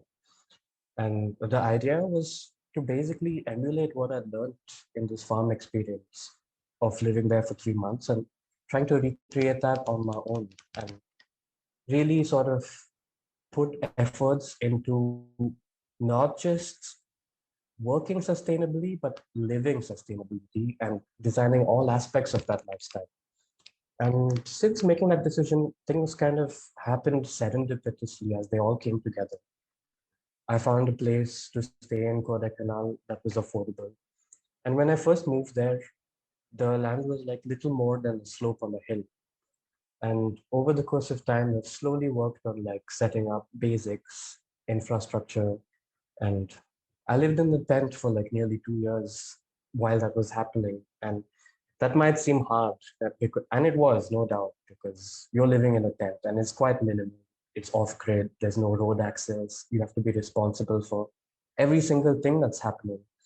But despite the hardships, I think for the first time I found myself truly happy because, as I've been mentioning before, like, I think it's really important that everyone finds a path with a heart. And I know that this one is one that really resonates with my upbringing and is further complemented by the design skills that I had through college. And I feel like this is something that incorporates everything I've learned throughout the entirety of my education. Because another aspect of like the design education was that because it was a accredited course, we didn't follow a fixed syllabus, meaning that we could choose different courses from different disciplines. So that involved like interface, like different design elements, learning about like user experiences and interfaces, to actually working with our hands and building like a physical structure out of mud. And sometimes I do wonder if it would have been better to like stuck to one thing and become proficient in it. But now that I'm looking back on it, I think like this jack of all trades approach really benefited me because it means I'm like well versed in so many different areas that I can see them all come together in the lifestyle that I'm trying to lead right now, you know. And this is something that sticks with me even now because I remember in the 11th grade when after the 10th standard, we did an interview to like come back to school where we were asked like, why do you want to continue your Krishnamurthy education? And during the interview process, like I remember my teacher asking me like, why do you want to do what you want to do? Because this was also when we had to choose subjects and everything. And I remember like I need to get I was telling him that I needed to get a job. Why? Because like I need money. Why? Because I need to make a livelihood. But if you really think about it, like the essentials of what we need is shelter, food, electricity. And I've been able to like provide all these basic needs from something that's happening right there on the land. And it's been an incredible journey to witness that growth. And I've been doing this now for the past 3 years since I made this decision. And honestly, I still don't know where it's going just yet because it's still in the works and it's really long term because of the scale of it and how much effort and labor it takes. But I think how a Krishnamurti education really helped me is give me that confidence to go after it, to really believe in myself and to think that just because something is different from what everyone else is doing doesn't mean it's wrong, doesn't mean that it's invalid, you know. So I will also acknowledge that definitely privilege has a large part to play in this because I couldn't afford to do this if I didn't have that. In other words, I can afford to fail. Like in presenting all these choices, I know I can choose anything. And also like if I fail, it's all right. So it's a little bit of a mixed bag with this, because another thing that keeps coming up when I talk about my Krishnamurti education is people telling me that, isn't it utopian, or isn't it like ungrounded in reality, because it doesn't prepare you for the real world, you know? So I would counter with, I don't think reality is a singular thing. Reality exists in so many dimensions. And while a Krishnamurti education might not prepare you for the rat race, what it really does is prepare you to meet life on your own terms, on the path that you choose. This is why, again, I really resonated with what Chinmay was saying, because not being competitive does not mean that you're not excellent. But what you're doing is like forcing yourself to find meaning and what piques your interest in the things that you're doing. And both of these have been really valuable, like, throughout the education. Right? Thank you, Kartik. Should we move on to Tara, because we have time limitation? Is it okay? Yes, I think I'm done. Okay. Well, thank you so much for Uh, your for all the points you shared, especially the emphasis that you have laid on the unconventional path that you have taken, and that both the right. education that you received and your privilege allowed that. But I think I do want to say one thing with reference to privilege. Yes, of course, if we have money, if we have extra supports, we can do a lot of things. But I think in addition to privilege, you also need a willingness to do it. Sometimes people may have all the Exactly. privilege but may not have the willingness to take the chances, right? And at the same time, Absolutely right. a lot of people think that Krishnamurti's ideas are only suitable for rich people. And those, if you were Right. here yesterday, there were presenters from Canadian schools who teach in public government schools here, and from their perspective you could see that these ideas are not only for rich and privileged people. I was not rich and privileged at all. I wish I went to Rishi Valley school. I grew up in a Right. very poor family, but when I read Krishnamurti, it was very significant for me. So I don't think your privilege necessarily helps you be interested in Krishnamurti, or it No, restricts I'm you. not equating it to that. Yeah, I'm yeah, just saying it allowed me to make the choice. But like you make the said, choice. just knowing that the choice was available, I think that's really important, because it's priceless to be told that you're being conditioned. Because that way you're not having to break out of anything that someone's told you, or like having to, like, follow someone else's path. He really influences people to guide themselves. And I think that's another thing that I like about Krishnamurti. He's never proclaimed himself to be a guru or a prophet, or like someone to like be adored or listened to in mass. All he's doing is basically, I think, if I can sum it up in a few words, is his philosophy helps you guide yourself. Like, he facilitates the guidance of your own being, and that's beautiful and profound. Perfect. Thank you, Karthik. Thank you. Tara, are you ready? Thank you. Yeah, thanks a lot for having me on the panel.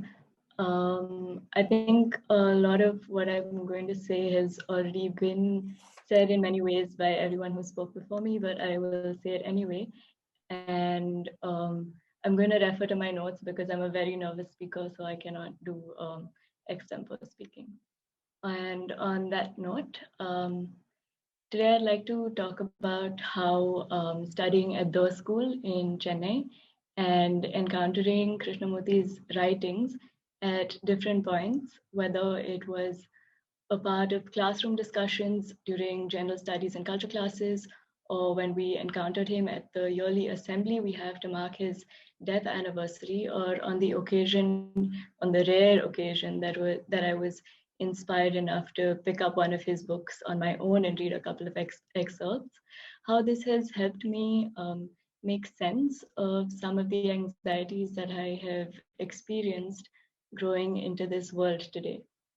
As a young person inheriting a world that holds high regard for individualism, here I'm talking about the kind where a sense of community comes second. One of the things many of us have to deal with is a feeling of isolation. And simultaneously, we are also part of a generation that is so connected that we're also forced to consume information at breakneck speed.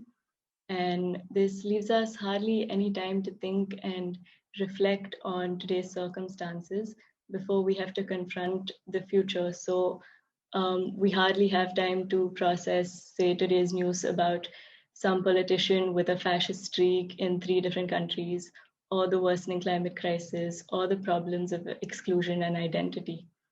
And the first thing that comes to mind when I think of school and how it has equipped me to deal with these feelings is Krishnamurthy's writings on fear. So much of my experience growing up at the school was the way it was because we weren't brought up in an environment that was centered around authority.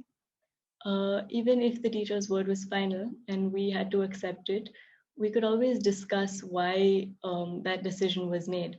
Sometimes at the end of those discussions, we were still at loggerheads, unwilling to agree with one another. But the fact was that things could be questioned and we would be listened to and conversations could be had. And so disagreement and difference was not something that we were afraid of. It's this learning to accommodate other people's views and accommodate differences, which was a high school experience a lot of us found ourselves in quite accidentally. And a large part of how we dealt with it was based on how we understood Krishnamurthy. So when I look back at the world around me today, I agree with Krishnamurthy when he says that a lot of our greed and ambition and feelings of isolation come from a place of fear. And in this atmosphere of apprehension and in a world that rewards you on the basis of how well we fit into a broken system, like Krishnamurthy says, fear means a lack of intelligence. And it means that we have, I don't know, in some sense become complacent. And even if it's not something that we want, even if we don't agree or care much for this sort of conformity, we kind of tend to stay put because we don't know how else to get out of this. But here's where Kay's writings have become important for me because they have allowed me to find a way out. And this is through a kind of critical education. I think a lot of us who spoke today have mentioned this. A kind of education that encourages questioning, and where we are, as he says, where we are encouraged to be in a state of quote unquote constant revolt against conformity, against tradition, against dogmatism. And so it is only then that we can truly discover what is true. And in that process, learn to understand this fear that sort of taints human existence and interaction. For me, dialogue is essential to this process. And I don't mean that every thought someone has that is contrary to what I believe in or what you believe in deserves debate, not at all. But I do think that more often than not, what we must be willing to do is call in rather than call out. And calling in, as I see it or understand it, is not a free pass at forgiveness. I think it's more a empathetic way of holding people accountable, where where we're not relying on antagonizing each other, but acknowledging individual mistakes as being a part of a larger systemic problem. And it's not an easy thing to do because do you then forget the individual's problematic behavior and blame everything on the so-called system? Or do you hold the individual and the larger system equally accountable? I don't know, I don't have answers to any of these questions, but I think the more we work on this way of resolving conflicts, the more scope we have at building an empathetic community. Kay's philosophy, I think, probably will not change the world because at the end of the day, that does require some sort of systemic transformation. But a possible place to start could be in school, and how we approach education and what we pass on to those in places of learning today might just be what we need to sort of lay the foundations of a kinder society. And for this, I think it is imperative that we start by understanding what K means by the goal of education is freedom. Often we'd have conversations with peers from what you'd call mainstream or conventional schools, where we were questioned at length about the assumptions of a free school experience. And promptly we would deny this and insist on proving that we had very, very similar school experiences, where we were also disciplined by teachers when we disrupted class. And the only sort of inconsequential difference was the delay of the examination system and the fact that we didn't wear uniforms to school. I cannot speak about what conventional school experiences are lacking because all my schooling happened at a K school. But I do think that at some level, consciously or unconsciously, one thing that a lot of us who came from these schools learned to value was the availability, sorry, of a space that held a certain freedom. And over time and in our own ways, we learn to understand this freedom not as a free pass, but as an exercise in reflection. And I think this again is something a lot of us have spoken about in different ways. Um, a lot of us still fall prey to the lure of the rat race from school to undergrad to postgrad to a job, so that at some point, having made enough money, we can exist in what we have been conditioned to believe is freedom. It is quite a task to resist this. But for me, I think the fact that school has given me enough to recognize this force and acknowledge and question it and its presence in the decisions that I make is really invaluable. I'd like to end this with something that Krishnamurthy says about freedom and the purpose of education, which to me doesn't at all mean completely rejecting material reality and not participating in the rat race, but rather recognizing that rat race and constantly reflecting on where our desire to do or not do something is coming from, and being critical of that position that we occupy in this so-called system. This is, I think, from the second chapter of the book that Jyotsna had read from, Think on These Things. We got it as a graduation present from school. The chapter is called The Problem of Freedom.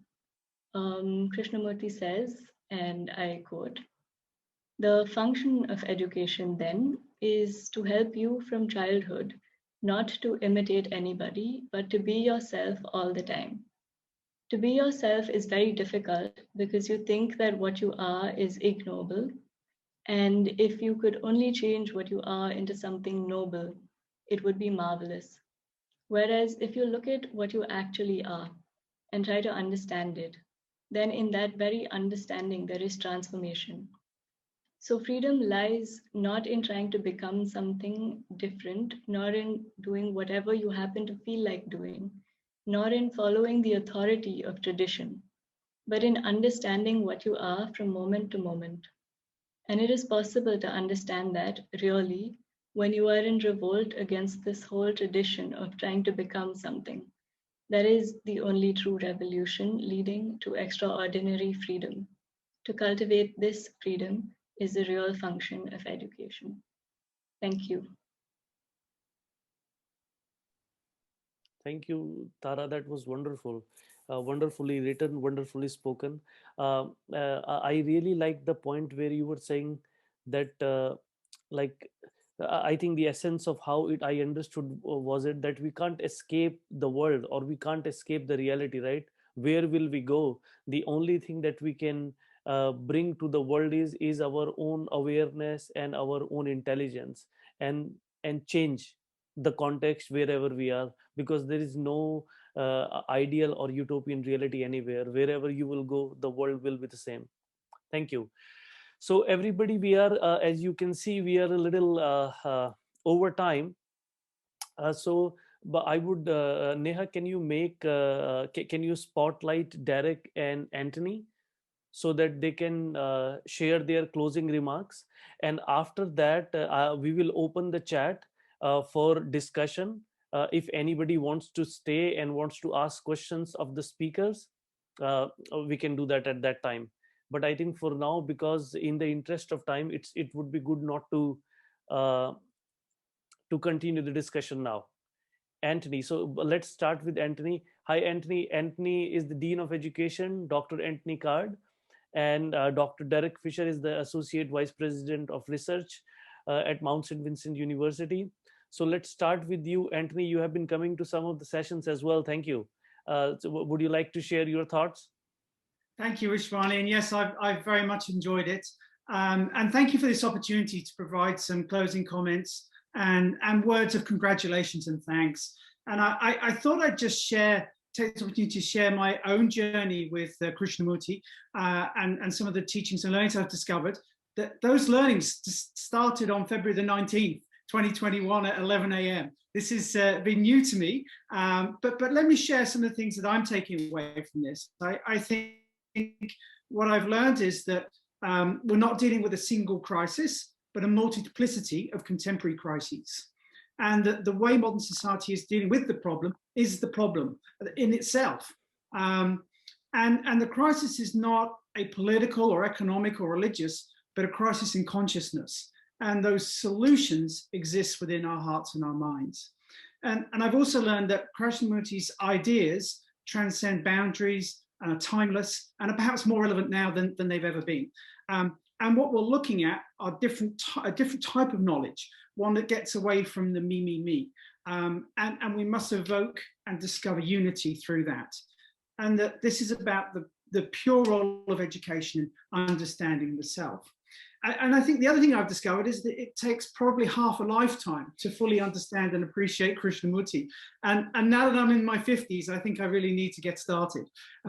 It's been really most enjoyable.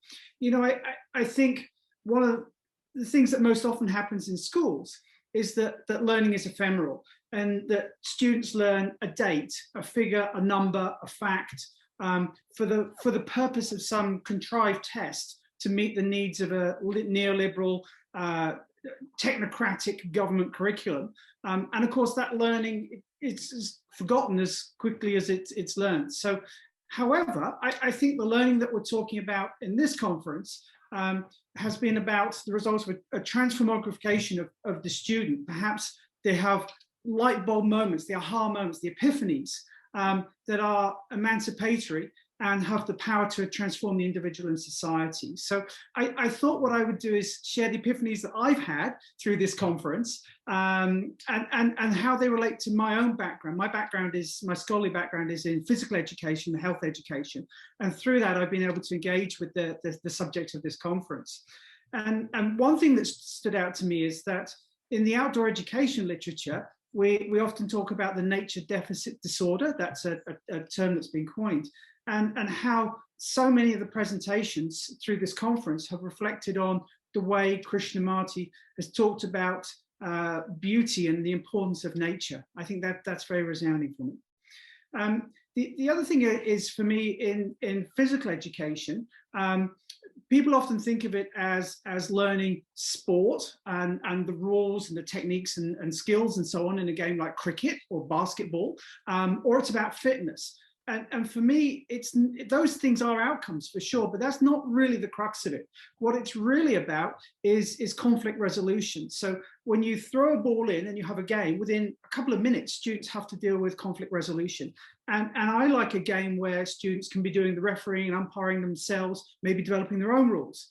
Or we have a collaborative game where we see how many times we can keep the volleyball in the air between me and my partner, or we keep a rally going in tennis. And I think it's that sharing and learning together that's helped me connect to Krishnamurti's work. And it's left me thinking that I need to take this further. I think what we do in physical education needs to add self-inquiry, compassion, nurture compassion, and perhaps get to some of the existential questions. So I'm really looking forward to further engaging in this work and hopefully one day visiting a Krishnamurti school. I really appreciated the presentation today from Chinmay on school sports when he spoke about that and how that resonated certainly with me. So to close, this is about saying a very big thank you to you, Ashwani. Mount St. Vincent University is very proud of you in this conference, and I think it's been a great opening with the Shastra Indo-Canadian Institute, and I hope that we're able to do more. And for Nayha, I would also say that I'm sure that Dalhousie University is equally as proud of you and what you've been able to achieve through this. And I did really appreciate the fact that the resources and materials have been so accessible. This has been a free event. I've been able to watch the YouTube videos that have helped when I've not been able to attend a session. Thoroughly enjoyed that. And the resources and materials have just been absolutely first class. So thank you so much. I deeply appreciate this. I'm going to leave you with one request. Can we please do this again sometime? It's been wonderful. Thank you. Thank you. Well, that's so heartening to hear all these comments from you, Antony, that not only you took it very personally, you thought that you need to study and learn and see where how you can experiment with it in your own context. So thank you very much. You have been very supported. I really appreciate your comments. Thank you. I think in the interest of time, we need to keep moving, but thanks so much. Derek. Thanks, Ashwani. And you know, thanks for inviting me to offer some closing remarks. And I mean, thanks to everyone who attended this wonderful conference. I think this conference was fantastic, and perhaps the best way to summarize why is to use the words of Krishnamurti himself, where he wrote, "Through a narrow window, we can only see part of the sky and not the whole vastness, the magnificence of it." And I think at an immediate level, this conference where people with different expertise and different perspectives come together to discuss, to not only simply offer their own viewpoints in sort of an ego-driven way, but to really kind of bring all those windows together in order to broaden our own, you know, personal and collective perspectives. And even if we can't see that whole vastness of the problems and their solutions, our own narrow windows get a little bit wider. And more broadly, I think this speaks to the value of the Shastri Indo-Canadian Institute.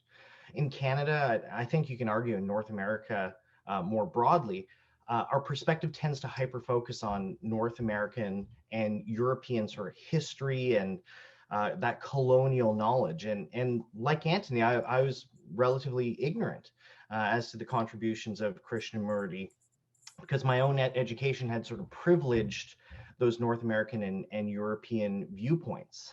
And I think this, you know, the partnership with Shastri Indo-Canadian Institute helps combat that. So that when we look to improve education, or when we look to consider global crises, we're not just looking through those narrow windows built by our own colonial history, where we are, you know, whether we realize it or not, shielded from the vastness and magnificence of the knowledge available to us. So it's through these partnerships, such as those fostered by the Shastri Indo-Canadian Institute, that we can consider these issues through a different lens, to consider ideas beyond what we have learned in our narrow education and experience. And if our goal is truth and, you know, solving and addressing problems, whether they be at the local or global level, in an ethical manner, this broadened perspective isn't only important, but it's essential.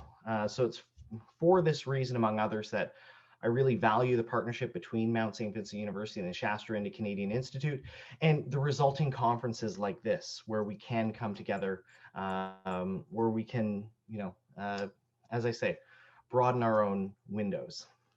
So thank you very much. Thank you, Derek. I think that was really thoughtful. You know, one of the reasons why in my teaching and the scholarship and the events that I'm trying to organize with Nayha and others is to just bring in those marginal or unheard of perspectives into the mainstream, so that more and more of us can become aware of different ways of looking at and understanding things, and see that there is not just one way or one set of ways, but throughout human history, people have grappled with a lot of problems in many different ways, and that we need to be open-minded. So thank you so much for your open-mindedness and acknowledging the significance of doing that.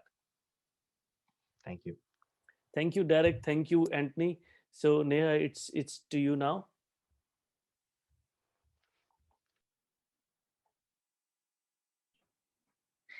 Well, thank you both for those closing remarks.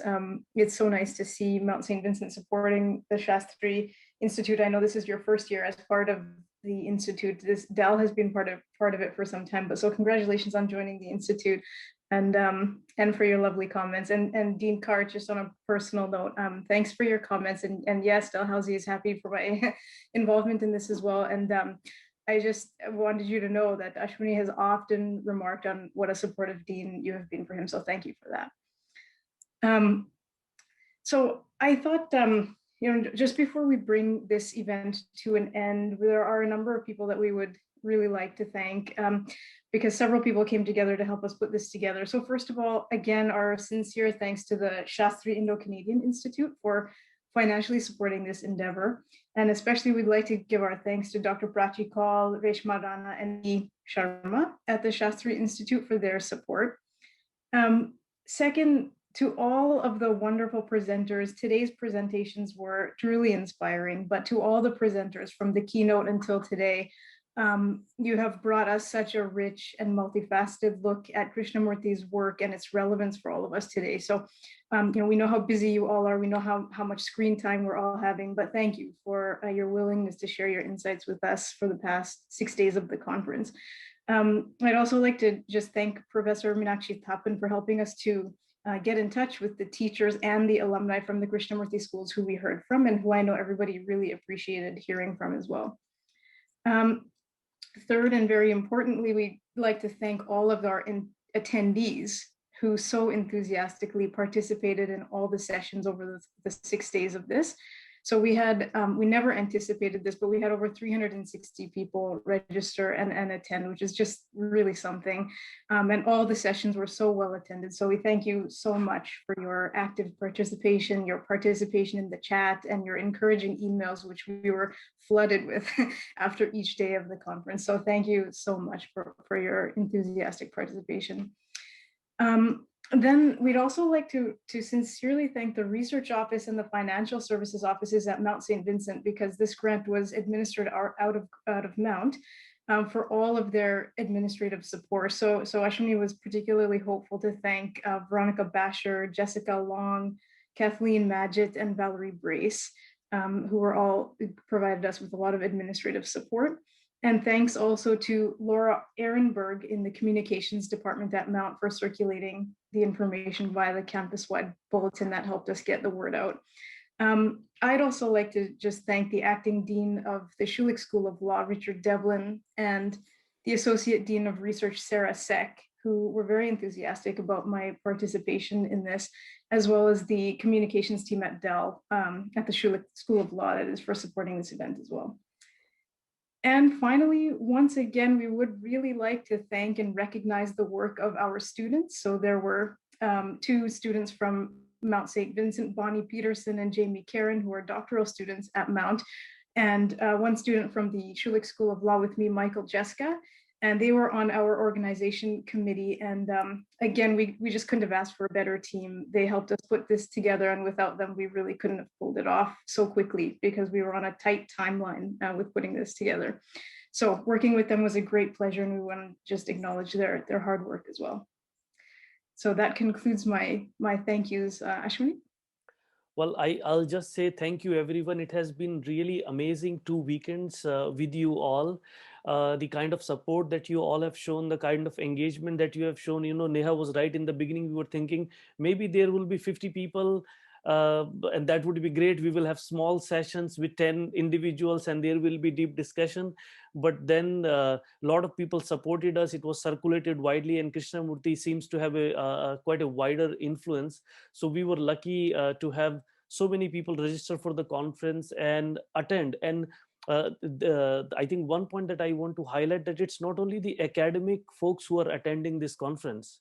For example, Nayha's parents and my family is attending this conference. This seems to have a lot of wider appeal, because the questions that we have been discussing, the anxiety, the depression, the inner conflict, our disconnect with nature, how COVID-19 has been affecting us, and all that. So I think all in all, this conference had a I think a wider influence and wider engagement with people, which we are really proud of and happy about, because that's what I think is the role of scholarship and academia, is not to just remain confined to the narrow sphere of its own construction, but actually to reach the public, to be accessible to everybody.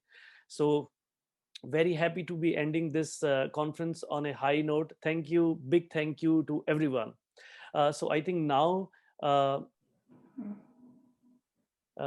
does one become conscious of the conditioning in real life? Would any of you would like to respond to that question? I think this is a question that you may want to respond to, or how you became aware of your own conditionings.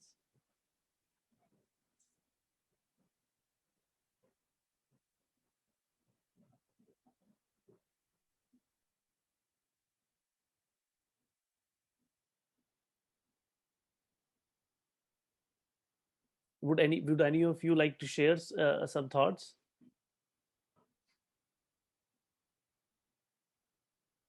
I can see you are not used to of this kind of a context, right? I understand that, yeah.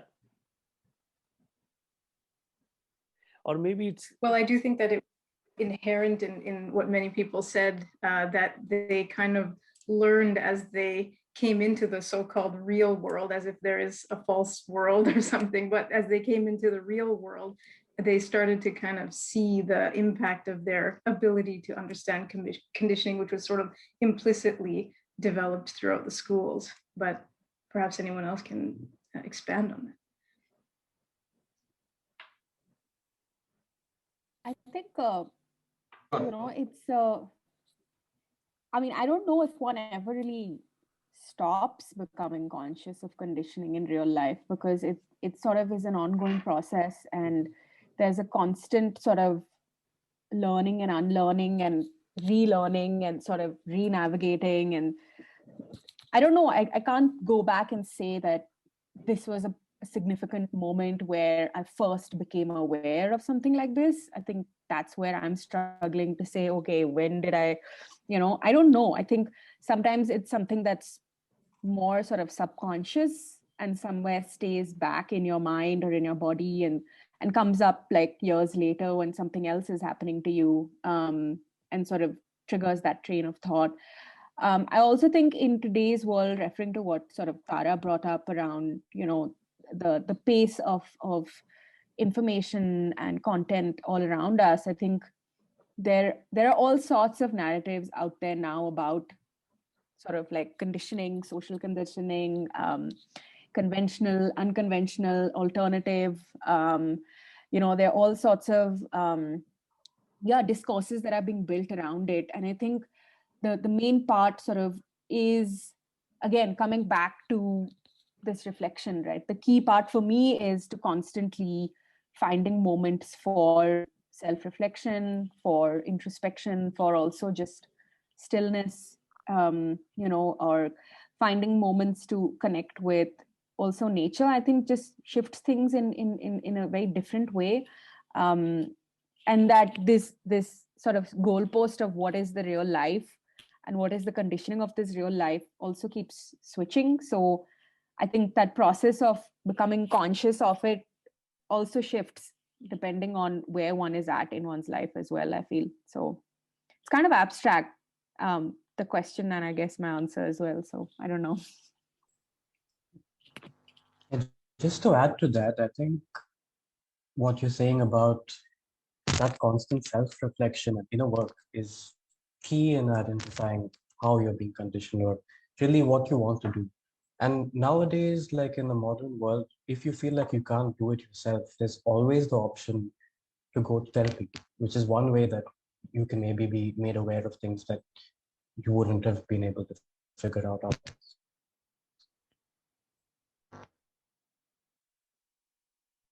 Like, just to also add to what Jyotsna and Kartik are saying, I think the important thing is we've all acknowledged that conditioning exists and that we are conditioned to think certain things.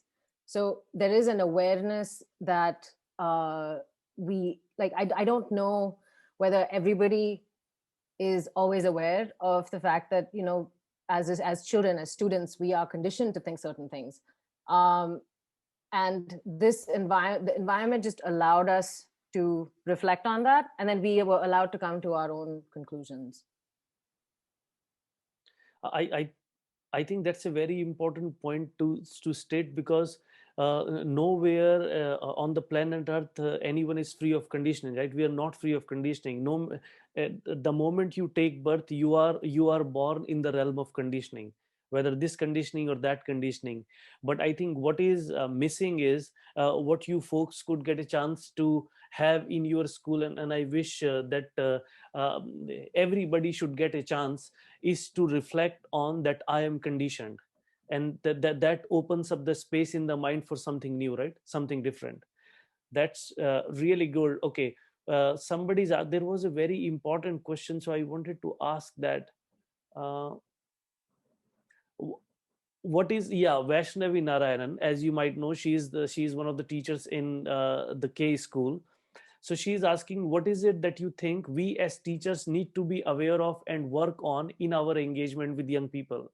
So she is like a really thoughtful and reflective teacher, right? She really wants to know from you what which you might not have said at that time, but maybe you want to give a feedback now. What should the teachers be looking for or doing? Something if you want to comment on. I mean, clearly the big challenge for this generation is the attention span. All our attentions collectively, all of us, not just kids, but everyone's attentions. I saw the mobile phone, as we were speaking and so on. So it's very hard to grasp anyone's attention forget kids, anybody's attention really. And so I think with mobile phones, with the internet and so on, I think that's the biggest challenge in education.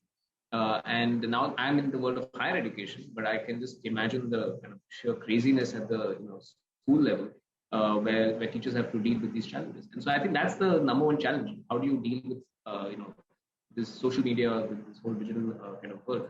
And the way I have actually been doing that is actually not shy away from it, but use it substantially. Kind of realizing that actually students, it's a new kind of a media, it's a new kind of a world. And initially I was very hesitant. I got onto these platforms very late, whether it's Twitter or Instagram and all of these things. But I realized that the generation today is getting its information, getting its news not from the traditional forms of print-based newspaper, not from very traditional, how I would say I grew up in the 1990s.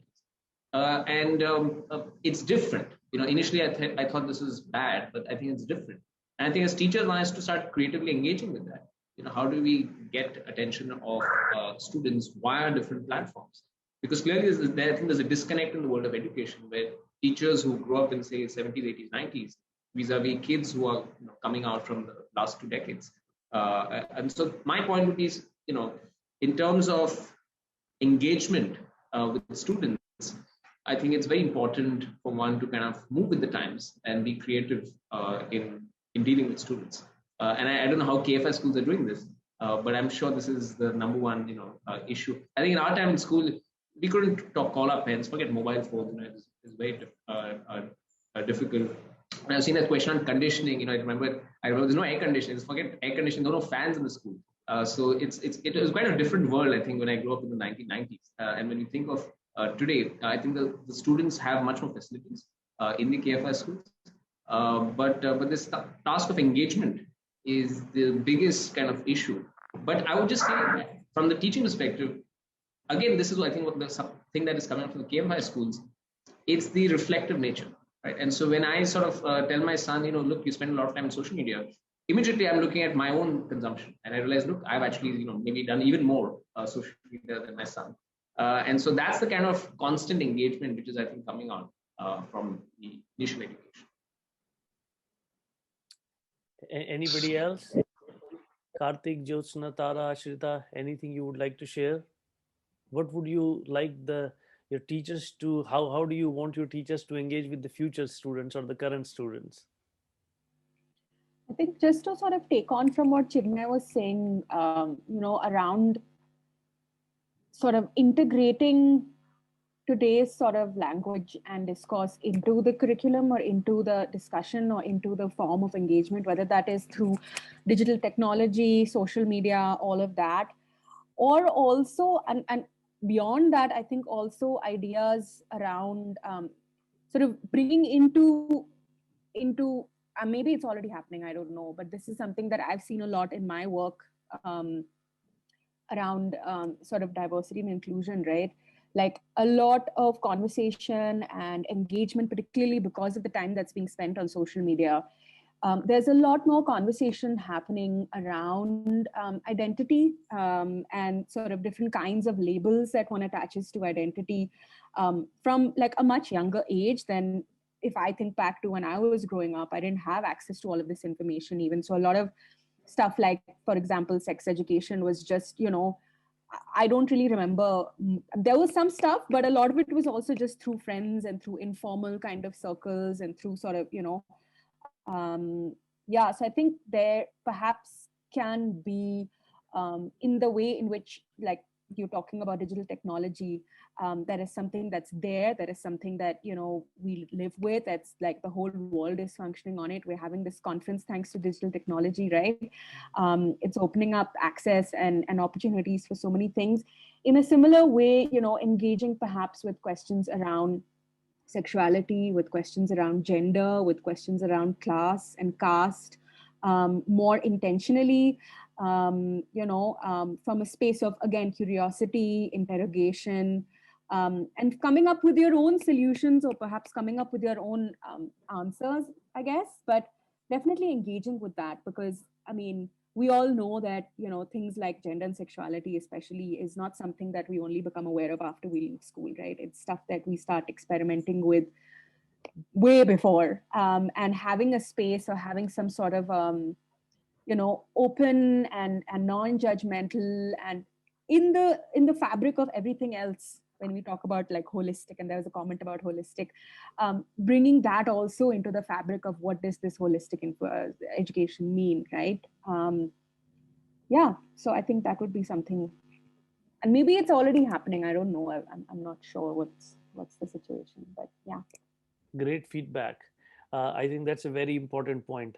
So maybe because we are running, because the time is an issue, so I would just ask one quick question to all of you. And if you can just respond very briefly to that question, that would be great. How was this experience of reflecting on your experience in Rishi Valley and the life thereafter, and then sharing it with this wider audience? How did you find this experience? Anybody can start, and then it would be great to listen from everybody of you, just very briefly. I think Tara should start. All right, Tara, you have been volunteered. Sure, That's why great. not? That's Yeah. good. Chinmay, I wanted to do that, but I just couldn't do it. So good. Thanks. Yeah, I think for me, because I also graduated very recently in the last, I think 3 years ago, it was much less about reflecting on, say, incidents from school, because those were still fresh in my memory. So I didn't want to really go down that lane. I looked at the book that we had gotten as a graduation present, because I hadn't really looked at it much before. And I sort of used that as a peg to sort of try and understand what my schooling gave me today, and that's how I went about it. And I think it was in itself an exercise in self-reflection. So it was the whole deal. Yeah. I hope you enjoyed it. Yeah, it was fun. Yeah.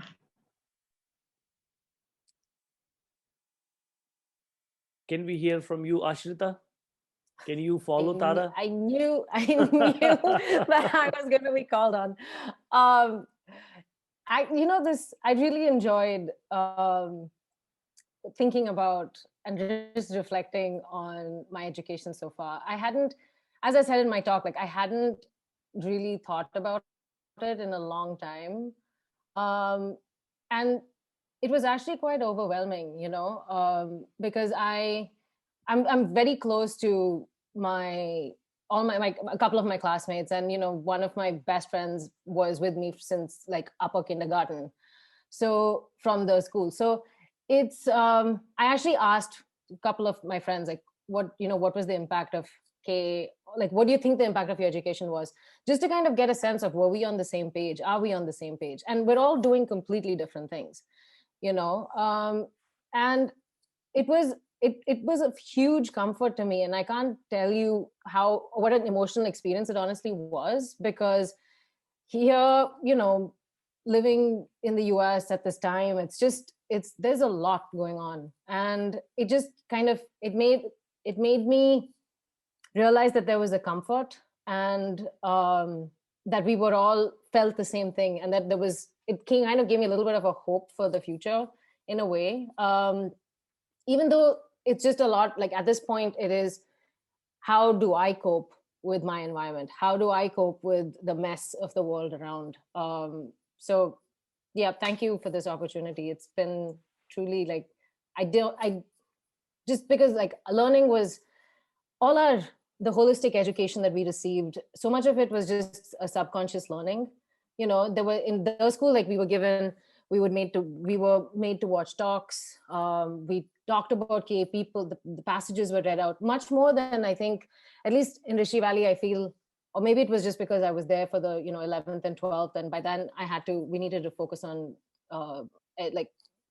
traditional education and marks and things.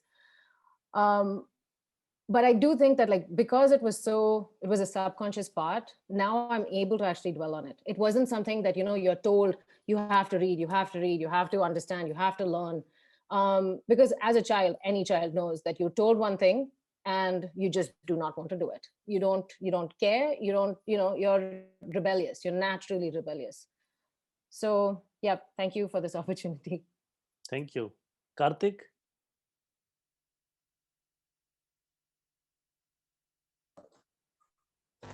Right. So I think for me, it really spoke of like the intersectionality of Krishnamurthy's teachings, because like a lot of people have said, like he was never presented to us as like a philosopher that we had to follow, like someone that's preachy. So it's really about like how his teachings impacted everybody individually. And I think that's one of the beauty of his teachings, is that what he says is interpreted by different people in different ways. But really what it is like teaching you to think and like question everything. So I kind of see how that laid the foundation for not just like where I was going with a career choice and how I choose to exist in the modern world, but also like the kind of toolkit it gave me in terms of like just having a strong foundation for mental health, which is something I never considered until this point. But years after years of self-reflection, questioning things, like discussing topics with other people in classrooms with our teachers, it sort of created this foundation on so many levels and layers that, as I'm sorry, I forgot his name, but in the concluding remarks, he was saying that like it takes half a lifetime to understand what Krishnamurthy was saying. Antony I think Acharya. Antony, yes. So you were saying how it takes half a lifetime to understand Krishnamurti. And I think that's a little bit because trying to understand Krishnamurti for me is like really trying to understand myself, because there's no division between the two, really. So that's kind of what I took away from this, in that how impactful and how deep the teaching goes. And as Aashrita was saying, it's so subconscious. So really putting it down on paper and like writing a speech enabled me to see how impactful that was across the spectrum. Thank you, Kartik. Jyotsna? Thank you. I think for me, this process of reflecting for this session, in many ways has been a process in sort of grounding, sort of reflecting to, where I have come from and what have been the formative years of my life, some of, happy and unpleasant, looking back at all of that, but with some degree of distance. And also at a time where, because of everything that's happening in the world, I also feel unsure of myself and feel, unsure of where I'm going, and, feel a sense of this sort of freewheeling kind of, directionless thing. And so this session and preparing for it and thinking about my early sort of school education and going back and watching a couple of videos and reading, I think all of that has been a process in just sort of coming back to myself in so many ways. And like what everybody has said so far, because it's such a subconscious thing that it's not something one actually has thought about actively. And this conference really provided that opportunity to take a break and sort of just reflect. And again, once again, the power of this kind of reflection to kind of rewire yourself almost in a way, or to come back to yourself in a certain way. But I mean, you're still the same in a way, but because of everything that has happened in the last so many years since you really thought about this, that it's not really the same. So yeah, thank you so much for providing this opportunity. And I'm really looking forward to continuing this reflection. It's not like it's going to switch off now when we go back to our life, but this is something that I think I feel more committed to continue figuring out ways of incorporating into my life. So thank you both of y'all for providing this platform. And yeah. Very, very happy to hear that, Jyotsna. Thank you. Chinmay? Yeah, thanks. I was really scared to come on a KFI event. I have always actively avoided KFI events, not because of, I don't like Krishnamurthy, but just generally I don't go for, events where it's about, particular person's philosophy or something like that. But I really like this. And this is after a long time that, this is the first time actually I'm talking about this in an event like this. It did kind of make me realize that, there's still so much stuff that I can do out here. As I said, the rat race, actually the cat race, we have a cat exam. So we have this massive kind of hyper-competitive world out here. And there's actually, I mentioned certain things, but I said, why can't I actually push for, just not having exams in the second year, for example. And as I was kind of talking, I was hearing, all of you speak, I just thought, there's still so much to do. I think that's really what kind of triggered the thought process in my mind that, there's still so much to be done for me at a very personal, individual level. So thanks for, giving this opportunity. And hopefully, if you have something like this, I'll be more than happy to come again. And as I said, I don't know much about Krishnamurthy, and that's why I've always been actively avoiding. I think 5 minutes before this event, I Wikipedia Krishnamurthy, but then I stopped reading. I said, let's not get into this. I think the whole beauty of KFI education is that you don't need to know the person. It's more about the idea. And I think with that I'll end. Yeah. For sure. Thank you. Well, again, thank you everyone. That this was an amazing session, and believe me, everybody was waiting to hear from you more than they were waiting to hear from anybody, because they really wanted to know how did the guinea pigs do after the experiment was done. So they were really interested in that. So thank you, everybody. Everybody is giving suggestions for us to organize a different conference, a new conference. So hopefully we will do that. It was a lot of time to do this, but also a lot of enjoyment, a lot of joy, because I think this is one of the few events on Krishnamurthy that is being organized by people who are not directly connected to Krishnamurthy organizations. So we were very happy to create an open kind of forum where people could share freely whatever they wanted to share. So that's great. We will be sending you an email providing you a little bit more resources to those of you who want a little bit more introduction to Krishnamurthy, to some of the work I have done on him and others have done on him. We will be sharing those with you, all the videos. One thing we will also be requesting you to fill out a small survey so that we can learn from what you learned from this whole experience going forward. So I think, and I do look forward to meeting each of you at some point. Hopefully life will bring us together and we'll get a chance to see each other. So thank you so much. It was really, really, I think it was a very enjoyable experience. Nayha, you want to say final words and then we just call it a day? I thank you for everything. I enjoyed this panel tremendously. It was so nice to see a young panel. Thank you. It was very inspiring. All right, everybody. Until next time.